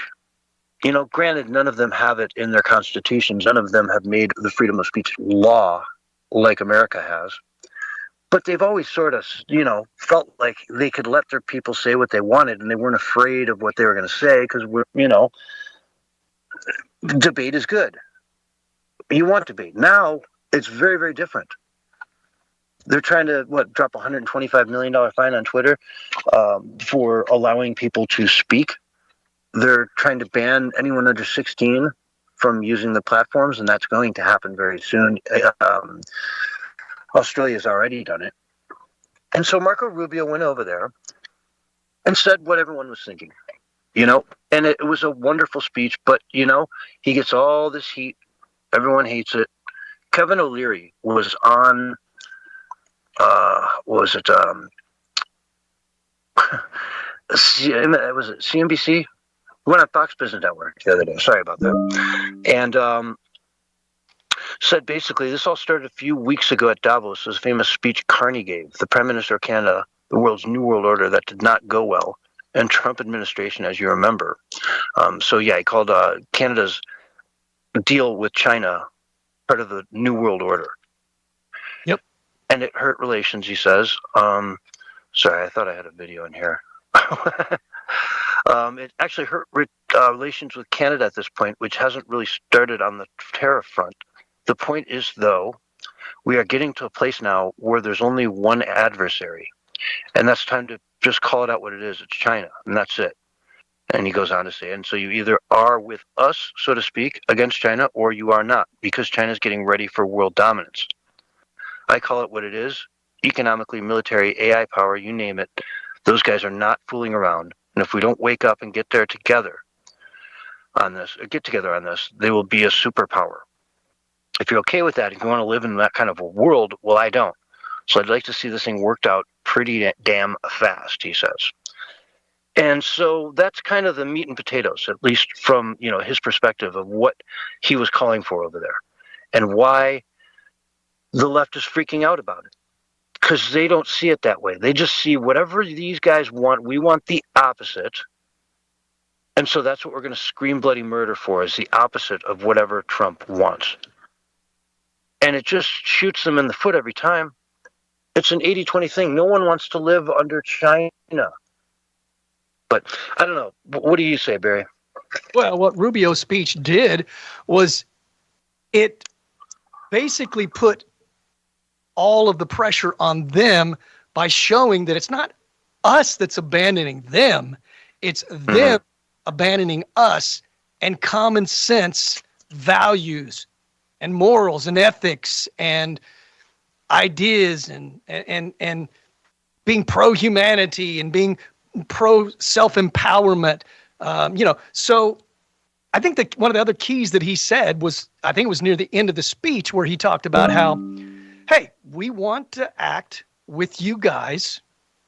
You know, we want reciprocity. Thank you. I got it out finally. But he said we are prepared to act alone, but unity is our preference. So it's on them. You know, you hear it all the time from the left, all these little tweets on X from a bunch of people that don't even know what they're talking about. Look, Trump has turned his back on all these people. No, all of those people, those authoritarians on the left and in the European Union, have turned their back on the United States and everything that makes the United States great. They wanted to mold us into their image. And instead, we're saying, hey, if you can be, reasonable, and we can agree on some certain basic fundamental truths like freedom and free speech and, valuing human life. Because, look, in Canada, this is the number 3 killer, euthanasia. That's not valuing human life, man. So their ideals, man, they've crossed the Rubicon. They're not even aligned with us anymore. They turned their back on us. They abandoned us. We didn't abandon them. And that's the key to that speech. And that's the most important part, I think, of the whole speech. I don't think they're going to work with us, to be quite frank. I think we're going to be doing this thing alone for a while. Yeah, until they need us, which won't be very long. Yeah, they're not going to do it You out know. of goodwill. They're going to do it because they need our money or they need our military or something, right? Hmm. Absolutely. I mean, they're a failing country. They don't pay for their own defense. They've got bloated social budgets, and they're in big trouble over there. And I mean, the euro I thought was a horrible idea, but let's see let's see how it goes. Let's see how it goes when the proverbial stuff hits the fan. Let's see how the euro holds up and how many people run out of that thing to try to create their own currencies again. Because it's if you don't control your currency, you're not really a country. But I digress. Look at England. They are very happy to have their own currency now. I guarantee it. And, European trips are pretty cheap for them at this point. I mean, yeah, they got to go through passport control while no one else does to go into England. But, it is what it is. It's going to be interesting to see how this all plays out. I think at some point sooner than later, they're going to say, wow, we're in big trouble. We need help. And it's going to look ugly. I mean, what's going to go down in Europe is just going to be ugly. It's Rupert Lowe said it well. This is going to be very painful, what's about to happen. But if they can do it in England, then they can start doing it in other countries that need to do it. Some countries don't need to do it. Poland's just fine, thank you very much. Hungary didn't miss a beat. But other places are going to have Spain is going to be really, really, really, really tough. It's going to be bad for the people, but for the people of the European Union. But the elite is going to be their dream world, man. They're going to be gathering up more power. They're going to be gathering up more monopolies. They're going to be gathering up more land, more property. I mean, I don't even think people are going to be able to own a home at the rate they're going in the European Union. I mean, they're basically frowning on the idea of owning a home because it's just not sustainable in their viewpoint. Because of the green scam. Yeah, the green scam. They bit into it way too hard. And California has too. Okay, I'm going to transition a little bit here, but not too far. California gas prices have gone up 40 cents in the last couple of weeks. Okay? Right. They're $1.66 over the national average at $4.58. So what are you paying, Barry, in Oklahoma? I'm around $2. Around $2. So $4.58 is what you're paying in California. Right.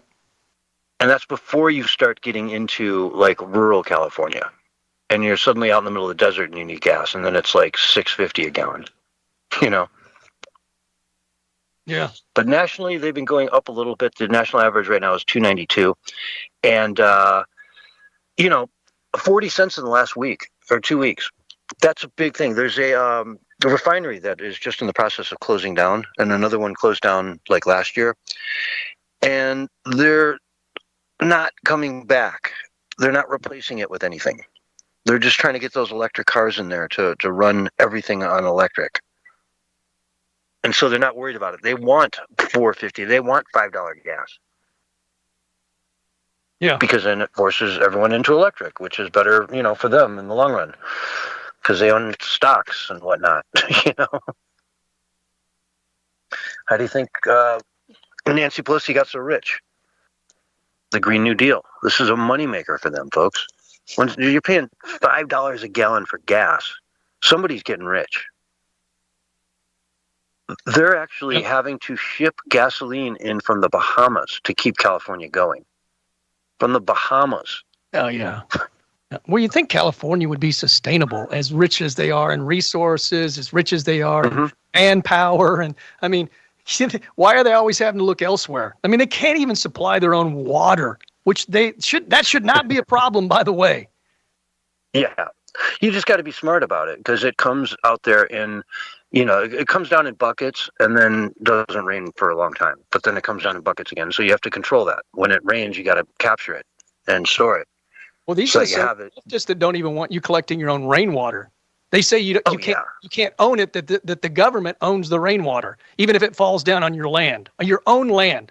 Like you couldn't put a barrel in your backyard and collect the rainwater and use it for yourself. I mean, these are people that are power-hungry control freaks that want to take every single thing away from you, basically take away all of your agency, completely take away your free will, monitor, track, trace, and surveil everything you do. And this is a Democrat thing.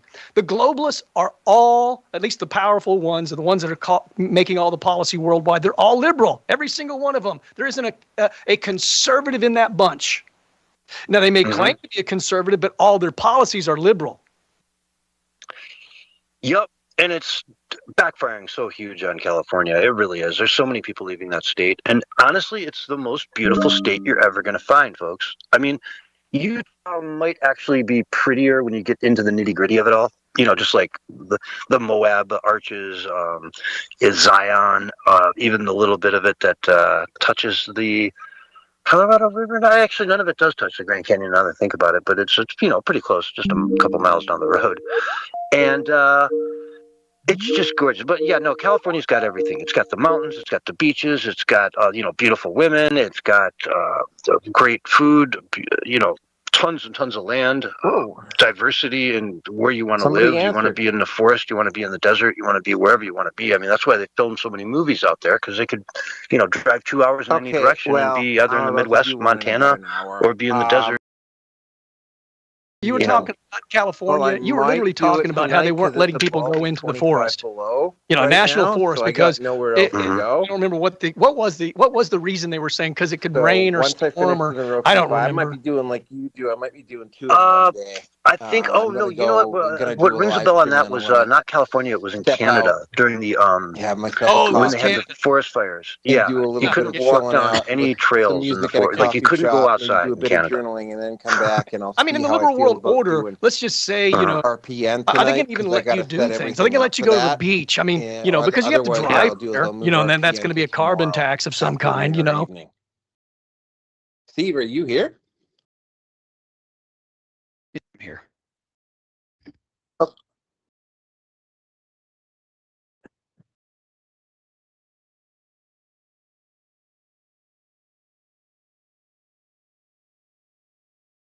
Okay, all right. So then I'll move RPN to tomorrow then. Okay. All right. Rearson. Yeah, I'm doing the Mona Lisa or something live right now. And you'll be able to, look at some crappy art down at your little place. You got a park maybe you can walk to. You got a bunch of restaurants that you won't be able to afford, and what you can afford there will, be nothing. So you'll just go back to your pod because you're bored, and you'll look at your screen. And your screen will keep you busy. You'll have to get rid of your dog because he farts. Either that or you have to put a fart bag on your dog, right? Because we got to get methane gas from being, releasing into the atmosphere. It's so dangerous, right? Well, that would be sort of a huge, bonus. Like, if you could actually have a dog, then you're sort of in the 1%, Yeah. Well, I mean, it's not any more crazy than Bill Gates' global dimming. He wants to dim the planet. Now that's only a psychopath would say. I mean, that is so bad for the planet in 1,001 different ways. Where could you even start with that? Yeah. And yet he wants to geoengineer and put a cloud covering, which I think they're already doing. Here in Tulsa, we had 2 gray outs from all the geoengineerings just last week. And also, he just recently said, crazy Bill Gates did. He said, when he was asked by Colbert, are humans going to be needed in the future, once AI kind of reaches a certain point? He said, no, we're not going to be needed at all. And then Colbert was shocked. He was like, oh my God, that's horrifying and terrifying. And then he laughs and his arms are flailing around and he goes, oh, well, we'll decide. Well, when he says we'll decide, he doesn't mean us, we the people. He means this is a little elite group and club. That's who's going to decide whether or not we're not needed anymore. And then what happens when we're not needed? Are they going to even let us go to the beach? Are they even going to let us go to the gym? Are they going to confine us to these little 15-minute cities that they're promoting? Or will they, sterilize everyone and just get us down to that magic, 500 million population? Right. Which is the max for the planet, and then get us down to that, and then you can start to sort of maybe go outside again, Yeah. The permanent lockdown. What would they call that? The global warming lockdowns, which is something they actually did in a few places. They did it in India at least once or twice during the shamdemic as sort of a trial run because they wanted to make that a real thing. Every now and then, every couple of weeks, we need to have a global warming shutdown, and you just stay in your home and you can't get out. Remember that? That's how crazy people are. That's what we were talking about up in Canada when they had the wildfires. They said basically no one can go into the forest. If there's trails and stuff and you want to walk on the trail, you can't do it. And that was exactly what it was for. Global warming. It was a problem they perceived to be so great that humans can't even go outside in Canada in the summer, in the 2 months of warm weather that they have every year. Dude, I'm just so mind-boggled at how we've allowed this kind of insanity to enter politics and actually have a place and a platform. Why haven't they been laughed off the stage? Why haven't these people been peacefully confronted with, common sense civil discourse? Well, I guess part of it is because they cut the civil discourse. The left doesn't allow civil discourse. Remember during the presidential campaigns and all the different other campaigns, back in 2016 and 2020, they go, well, I don't want to debate a white supremacist, terrorist, racist, I'm not going to give a platform. Well, the only reason they didn't want to debate us was because they knew that they would lose the debate because their ideas suck. So they just went the name calling. That's what happened, folks. Yeah, it's you start to lose the argument, and then you turn to name calling because that's all you have left at that point. You get angry. It's personal to you that you're so passionate about something that can so easily be debunked, so to speak. And so, it turns to that anger right away, and that's where it gets violent. You see it all the time on the streets and these street videos nowadays, man. It's really bad. 88%, this is from Post Millennial, 88% of college students pretend to hold progressive views in order to be socially, academically accepted. 88% pretend to be more liberal than they are to be accepted. I believe that. Yeah. 82% said they've submitted assignments misrepresenting their actual views in order to align with an expected ideology. When they put in something that challenged the expected views, 80% say that they did not receive positive feedback on their work, right? And they're doing this in their personal lives too, like with their friends. Right. They're pretending to be more liberal than they really are because they don't want to have that confrontation. They just want to hang out with their quote-unquote friends. So, you might have a group of 5 people that are all really like Trump supporters that just pretend to be super liberal in front of each other, and God, if they ever just said the truth, they'd all realize they completely agree. They don't need to live a lie anymore. Yeah, well, we have to stop being afraid. That's the problem. But a lot of people are afraid that, somebody might turn violent on them because we see it happen.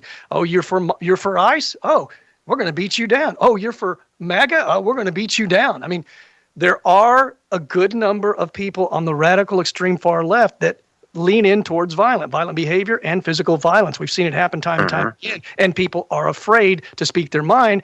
In a normal society, you could do it and the person could be angry at you and walk away, but now they might just slug you as well. Yeah. 77% of them agreed with the statement.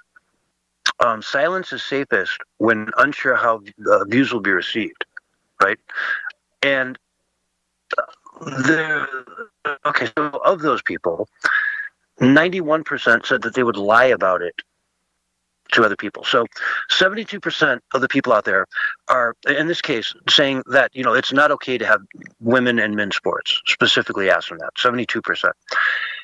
Of those, 91% would lie about that. So almost everybody who is against it would never fess up to that. And that's how you end up with women in sports. If people stood up to it and said what they believe, and then 9% of the 70%, was that 6 people out of 100? Mm-hmm. You see where I'm going here. Everyone's lying. They're all lying. Just to perpetuate this. But anyway, folks, we've got to go to break. The Censorship Sucks Roundtable Radio Show will be right back after these messages. All right, we're on radio break. You got out of it. Sorry about that. Oh, no, you did good. I know. I was trying to get that stat out, and I wanted to give you a room, but I'm like, damn, it just ticked. It just ticked to 25. Even as fast as I talk, I couldn't get anything out. Sorry about that. Do you want to talk on that? I don't even remember what it was. I've already forgotten. Okay, then we'll move on. No, I was going to mention just one other thing about, I don't need to say it on the air, but I just thought I'd point it out anyway, about how they hate the idea of other ideas, other than their own. They went so far, and you know this, and we all know it, as to literally cancel Donald J. Trump's Twitter account, the president of the United States. I mean, that's how extreme these nutcases are. Oh. Yeah, while he was in the office. Doc 420 is listening to us over on Rumble. What's up, Doc? What's up, Doc? Caught him in there a couple times. But, I see a lot of people, too, that are getting angry about stupid stuff. When I think there's really bigger issues that need to be addressed, that people need to be angry about, you know what I'm saying? I see that happening a lot, this whole doom and gloom, black-pilled thing, where it's all falling apart. I mean, come on, man, okay? Let's get behind our ideas, and let's talk about those more than anything else, man. And yeah, get out there and hammer it. But this idea that, we're never going to win, it's all going to stay the same, that's got to end, man. Because, look, if we do that, the socialist, Marxist, globalist Democrats will take the power back in 2028 without a doubt, man. That's a for sure thing. If we fumble the ball, just because we don't like some of the things Trump is doing, man, I can't even imagine what it would be like. And I've always said from day one, when I first came on Minds back in 2016, actually 2015, I said, Trump is not an end all. He's a stepping stone. He's going to do what he has to do. I've always said he's more of a wrecking ball, and then whoever takes control after him builds it up to where we need to be. He's got to wreck down the globalist agenda, and then someone else has to come in there and kind of start fixing things. No way he can do it in 4 years. Impossible. No way. So I don't know, man. I'm tired of the black-pilled stuff. And you got people like Mike Adams and Maria Z saying crazy stuff, and I've put all their quotes, in articles that I've written about them, literally making up lies, about Trump, making up lies. And look, there are things you can complain about Trump, but you need to make sure they're based in reality and based in facts. Like Marie Z literally said that Trump has, questionable things in the Epstein files, like he's a pedophile. No, he's not a pedophile. There's nothing in there that shows he's a pedophile. Nothing. And yet she said that in a recent interview with Mike Adams. And Mike Adams said that Trump is going to literally be forced out of office, forced to and live next door to Jeffrey Epstein, who lives in Israel, supposedly, according to Mike Adams. And I'm like, you people are talking nuts, man. You're totally not grounded in reality whatsoever. At least if you complain about Trump, make sure they're 100% real and grounded in reality. Mike Adams. Yeah, I'm thinking of the Dilbert guy. Natural News, the guy. Okay, I like Mike Adams. I just think he's gone off the rails, man. And he literally said that Trump is basically promoting autonomous robots that are going to go out and kill everyone. And I did my research. I spent an hour researching if that was true. Turns out it's not true. When AI is used in any type of warfare, there has to be human oversight. There's no such 30 thing. 30 seconds, guys. As Trump supporting autonomous, drones to go out and kill people. Wobbly, I don't know if you caught what Wobbly was saying in chat. I copy pasted it in our separate chat so that you could see it. He said that, well, anyways, you'll see it later. Here's your countdown. 5, 4, 3, 2, 1, and you're back live and on the radio side right now. Hello, everyone, and welcome to back to hour 2 of the Censorship Sucks Roundtable Radio Show, Wednesday night edition, with Bullhorn Barry on the co-host seat tonight. What's going on, Barry? Fired up tonight, man, as usual. So let's see, right? 2026, it's going to be a wild one, man. If the first 2 months is any kind of an indicator, can you imagine what the next 10 months are going to be like, man? Seriously. Oh, yeah.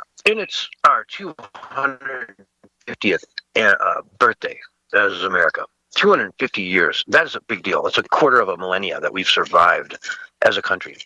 And I hope we go nuts with that and celebrate the crap out of this year. I mean, folks, get out there, buy 50 flags, buy, those sweatpants that have the flag on them, like from Napoleon Dynamite. Right. Get those. Wear red, white, and blue everywhere. MAGA, wear it all, man. Just celebrate America this year. Let everyone know you love this country because it's a big deal. Mm-hmm. That's right. Blow something up. Sure. A lot of fireworks this 4th of July, man. I guarantee it. Mm-hmm. Let's see here. So we were talking about polls and about Trump. By the way, Trump has a 48% approval rating according to Rasmussen, and it's the only daily presidential poll out there. And we were talking before, I think it was during the break, where a lot of people, they won't even say they support Trump. About 10% will not say they support Trump because of the very thing you were talking about, right before we went to break. So is he at 48% or is he really at 58% approval rating? And yet I hear the right-wing, black-pilled doom and gloomers saying that Trump's approval rating is collapsing. Okay, yeah, according to CNN maybe or MSNBC or some bogus leftist poll that isn't even a fair poll.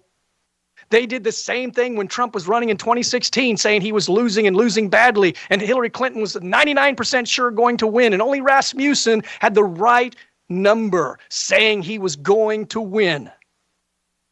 I'm sick of the lies, man. I am sick of the black pill doom and gloomers spreading lies and disinformation and misinformation and spreading doom and gloom. I'm sick of it. Sick of the lies, man. You know what that would make is a fantastic name for a channel. As he always says, it's a great time to be alive. Yeah, I don't see any doom and gloom around Trump. I see what he's doing is incredible. They were just talking today about the, $18 trillion in investments that's coming into the country in the next year. Mm-hmm. That's a lot of money. I mean, data centers, all kinds of places that are going to create phenomenal, well-paying jobs. All kinds of auto factories, you name it. It goes on and on and on, folks. $18 trillion. That's half the entire national deficit is poised to be invested into this country over the next year. Starting like now, it's go time, That's an insane amount of money. It's an insane amount of growth. We could see potentially, and I mean, Barry, write this down. Hit me up at the end of the year if it hits it. At some point in one quarterly period this year, we could see annualized growth at 10% for the U.S. economy. That's the kind of numbers you get out of China. We're already at 5% in Q4. And so it could be as high as 7% GDP growth in the first quarter of this year. And if you're seeing that, I mean, China would beg to get those kind of numbers back. For a developed country as far along as the United States is, to see that type of growth is shocking. And guess what? I mean, there's the rule of 72s, right? You take whatever investment you're looking at, and if it pays 7.2% a year, that's a real easy one. It'll take 10 years to double your money with compounding interest. Okay? So if we're growing at 7%, that's in 10 years, we double the size of the U.S. economy. Double it. And then all of a sudden the national debt is not as big a deal. Another 10 years after that, you double it again. Now we're at 25% GDP growth. Debt to GDP. And that's like the best number we've had in any of our lifetimes. So can he do it? I don't know. Is it possible? Yeah, it's certainly possible. And if we get this economy going the way it could, kick exports into high gear. We got tariffs running on imports, so we're not buying cheap crap from China. We're buying stuff made here in America. And we're making enough of that stuff that we can export it too, and people around the world want to buy it. Suddenly, America's on fire. It's gangbusters. And so that's what I see for America this year, man. That's what I hope to see. So write that down, Barry. 10% growth. Man, I think you're right on. And look, the top line of defense against the globalist doom and gloom agenda, against the, them taking away everything and making us dependent upon them, is economic prosperity. It may be the number one line of defense against the globalist. And that's why initially they hated Trump more than anything. Before they knew that he was kind of anti-globalist, they hated him because he wanted to bring economic prosperity again. And you cannot control a prosperous nation. You have to first bring them down to their knees, to where they're dependent upon you. And that hasn't happened, and that's not going to happen. I don't care what the black-pilled right-wing doom and gloomers keep saying. They keep saying the economy's bad. They're literally talking the Democrat talking points over and over and over again. And I remember CNN and all these other news agencies were coming out saying all these numbers were going to be down, the estimates were down, and then it all came out like a few days later, and they were all up above expectation. That seems to be the typical flow of things that I've seen. Yeah. Now, job growth is going to be tricky because a lot of the automation that's coming out is, going to be brutal. It is. And I mean, we even had that guy from Microsoft we were talking about on Sunday night, the head of AI there, who's saying most, entry level white collar jobs will dry up in the next 12 to 18 months. So if you're going to college and you're expecting to graduate next year with a marketing degree or something, you might be SOL. Sorry to tell you that now, but yeah. We're looking at a world where things are changing. Yeah. No, AI is a real threat. That's a totally different topic. And like I said, Bill Gates just got through saying, we'll decide how much humans are actually necessary, right? How much we're needed. We'll decide. And he doesn't mean we the people. He literally means him and his little shadow cabal. We're going to decide. Yeah. So yeah, and look, man, we saw the latest video generations coming out of Seed Dance, man, and it looks almost as real as a blockbuster film, man. Okay, so yeah, there's going to be full feature films made, but that's not probably going to be the main way that AI video generation is going to be used. It's going to be used for independent filmmakers and for everybody, but it'll be used in a good way for independent filmmakers because they'll be able to make a low-budget film look like a high-budget film using video generation for visual effects and for visual elements within their, live-action footage. So it's going to aid filmmaking. It is going to take away from a lot of 3D animators, but new jobs are going to be created and new films are going to come out that never would have seen the light of day before because Hollywood would never greenlight the kind of films that are getting ready to come out because of AI video generation. Well, I've got a perfect example right here. Writer-director Roger Avery, he won an Academy Award alongside Quentin Tarantino for the screenplay of Pulp Fiction. And he's saying over the last few years, he can't get anything going. So he put together a little AI camp, this group, got all the computer, everything they needed to do it. And now he has 3 feature films in production, fully funded, with investors breaking his door down, basically. One's going to be a family Christmas movie. The other one will be a faith-based movie for next Easter, and then a big romantic war epic he's also working on. Right. And, those are 3 films now that won't have any actors, that won't have anything other than AI, that are getting made, that will hit the theaters. And who knows? Eventually we're going to see, the biggest, most popular movie of all time will be an AI-made one. It'll probably happen in the next 4 or 5 years. Yeah, it's a new format, just like 3D animation was a new format at one time.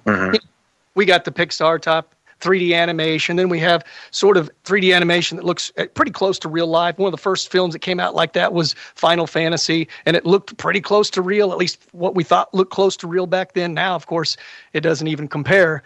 But you're right on target because it was the Deadpool writer and producer, Rhett Reese, who said, and I quote, "I hate to say it, it's likely over for us." And here's the key to that particular quote. He's not saying it's over for us, all the movie-making fans. I mean, the movie fans. He's saying it's over for us in Hollywood. Because now the playing field is going to be leveled. And because of distribution and streaming and all that kind of stuff, and cinema cameras that you can buy for $1,000 or less that rival like an Arri Alexa or a Red camera, that you can buy for next to nothing. Anybody can make a film now if they're talented, have a good script, and then they tie that in with AI video generation. They could have something that looks as good as anything coming out of Hollywood in the next few years. Yeah, Paul Schrader, the director and writer for Taxi Driver, Academy Award winner, had this to say. He said, "Let me make a very unpopular prediction. 1 year from now, photorealistic AI dramas will be running through film school bodies like diuretics. Based on my brief AI experimentation, a savvy student will be able to create a 90-minute narrative in 2 to 3 weeks on zero budget without leaving home, without anyone's permission. The originality of the story will determine the value of the product. Why go through the agonies of fundraising, collaborating when all you need is a keyboard? Darren Aronofsky is already in the game with Roger Avery hard behind. Then it's a simple matter of creating a platform, or will YouTube already be this place, to screen and monetize this new form of storytelling." Boom. Zero budget, 2 to 3 weeks. A student can do it in 2 to 3 weeks with no budget in in his bedroom. You don't have to pay rent. And I'm excited about all the stories that never would have been told otherwise that are now going to be able to be told in a way that is worthy of the story. Like, it's not going to be cheap, and the audio's not going to suck, and the video quality's not going to suck. And look, the playing field is being leveled. Like I said before, man, I mean, nobody's going to the theater anymore. Hollywood does not control the global box office sales anymore. They used to control 90% of it. They're down to 60. They're about to go down to 50 in the next 5 years, maybe less, depending on, what direction they go with the kind of movies they're making. If they continue making the kind of movies they're making now, they're going to tank worse than 50% in 5 years, because nobody wants to see the crap that they're putting out. Yeah, exactly. It reminds me kind of like the anime stuff that happened so many years ago, that just like all of a sudden somebody tell you, you got to see this, and you go watch it, and you're like, wow, that was incredible.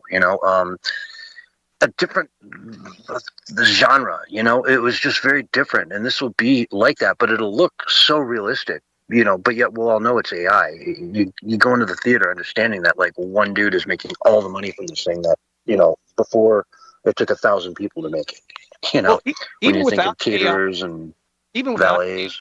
it's happening, dude. That guy, the YouTube influencer that's a gamer, he made his own movie called Iron Lung, and he self-financed it himself. I think it cost $5 million, which, if you're a YouTube influencer and you're a big YouTube influencer, that's not a lot of money. And in terms of a Hollywood movie, that's a low-budget film, and it was trending at the number 1 and 2 spot for at least a couple of weeks.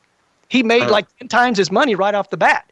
And with global sales and Blu-ray and streaming, he's going to make a lot more than probably 50. He might make $100 million off that $5 million investment. He even starred in the movie himself, and it was all one set. Because it's the story that matters at the end of the day. The story. Yeah, it is. It's so true. It's the story.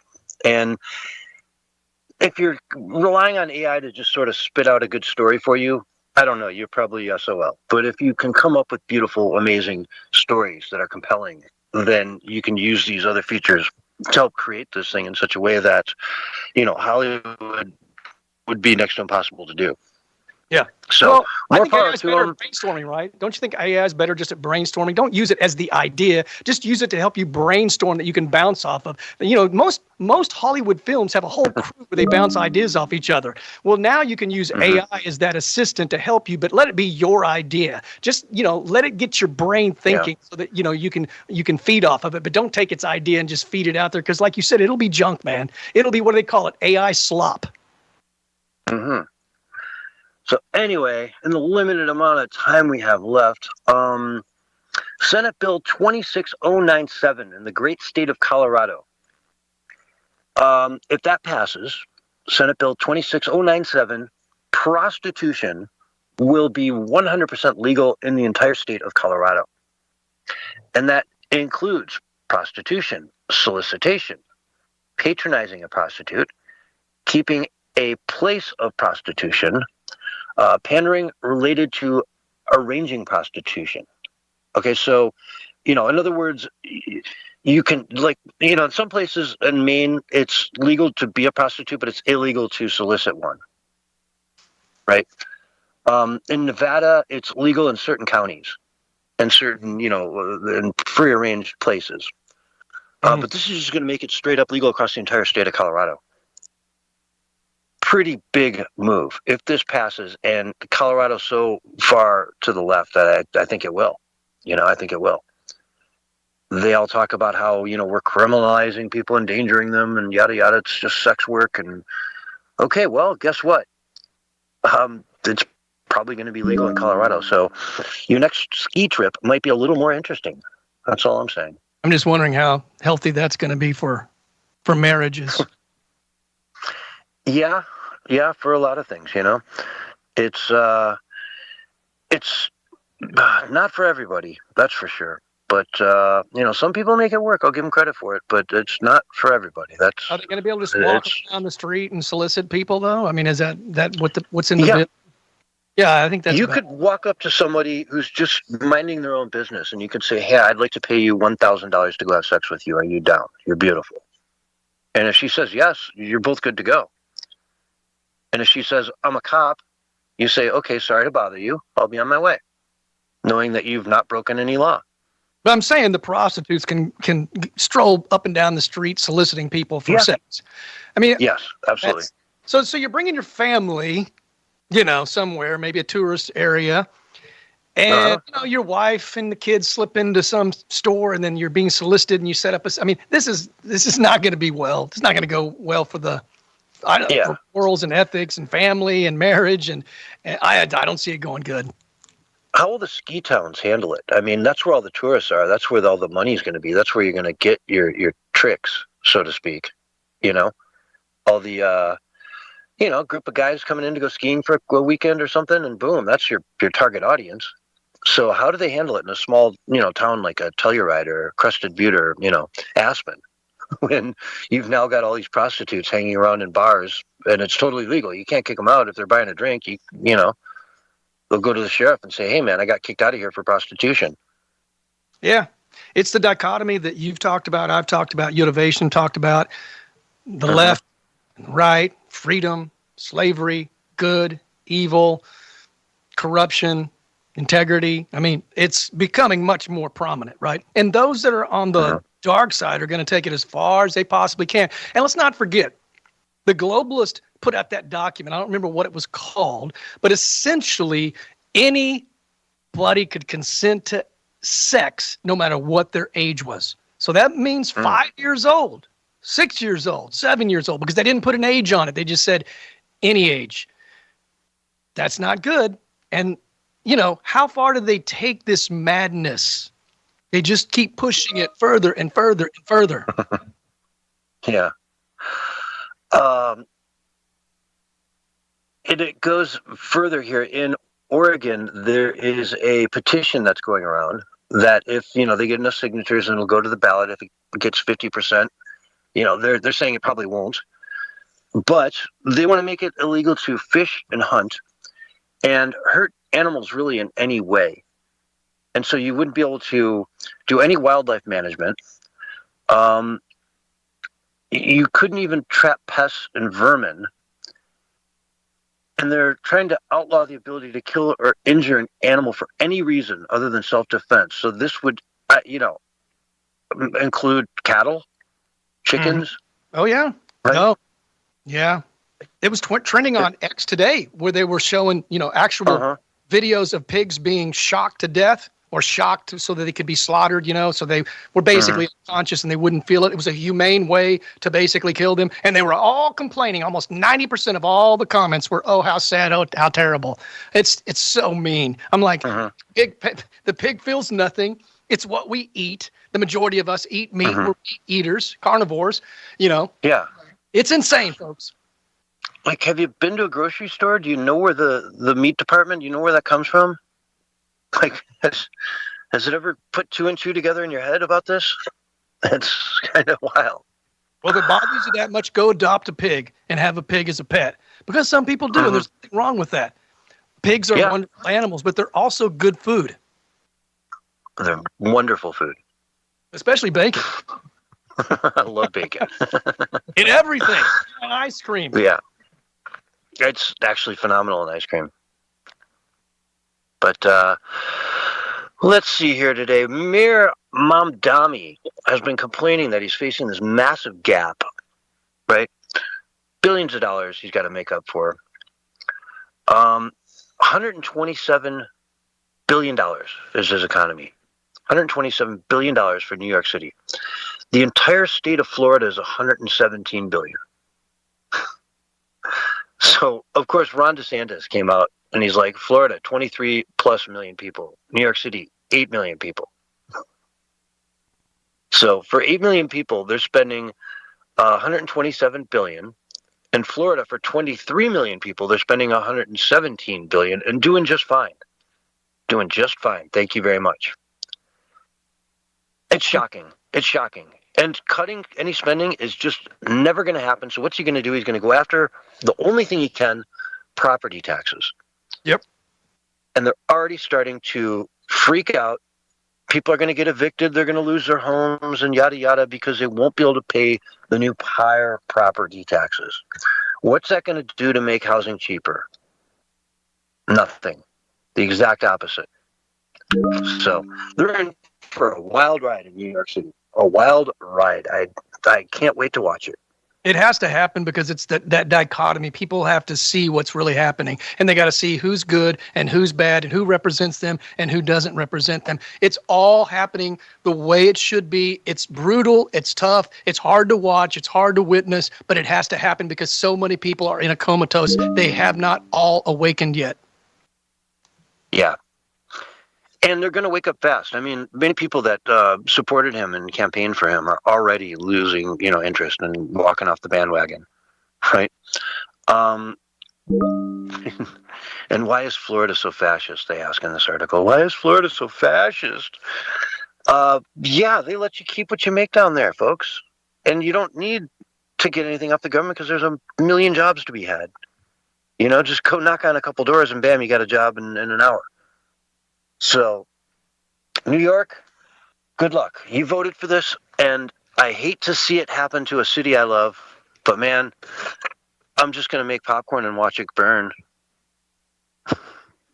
Right? Yeah, I'm not sure they voted for him, but, there were definitely some that did, but did he really win? I mean, or is this another election still? And I know that may sound crazy to some people, but these people are not honest. And Trump said it's getting ready to all come out. We have everything. We got this stuff about Georgia. Now they're looking at Arizona. He's going to bring forth all of this stuff. So please give Trump some time, okay? It takes time to do these kinds of things. And then it takes time to get indictments. You have to dot all your I's, cross all your T's. This isn't just going to happen overnight. All that other stuff with Comey and stuff, those weren't really very concrete indictments. So, of course, they're not going to stick. But that doesn't mean that's the end of it. Mm-hmm. Just give Trump some time, folks. That's all I'm saying. You can certainly complain. That's fair enough. But don't go over the edge and say it's over and Trump has betrayed us when it's way too early to say that. I mean, much too early to say that. With all kinds of good things still happening. You literally have to be completely blind to all the good stuff he's doing. You have to put on blinders, like a David Icke or a Mike Adams or a Stu Peters, and it's all doom and gloom. That's right, Barry. You go. Go, man, go. I'm committed to walking this thing out with Trump. I'm not going to support him when he does bad, okay? I'm not going to do that. But I believe in him. It's my job to put some confidence in the guy. Okay, it doesn't mean I can't criticize him. I do.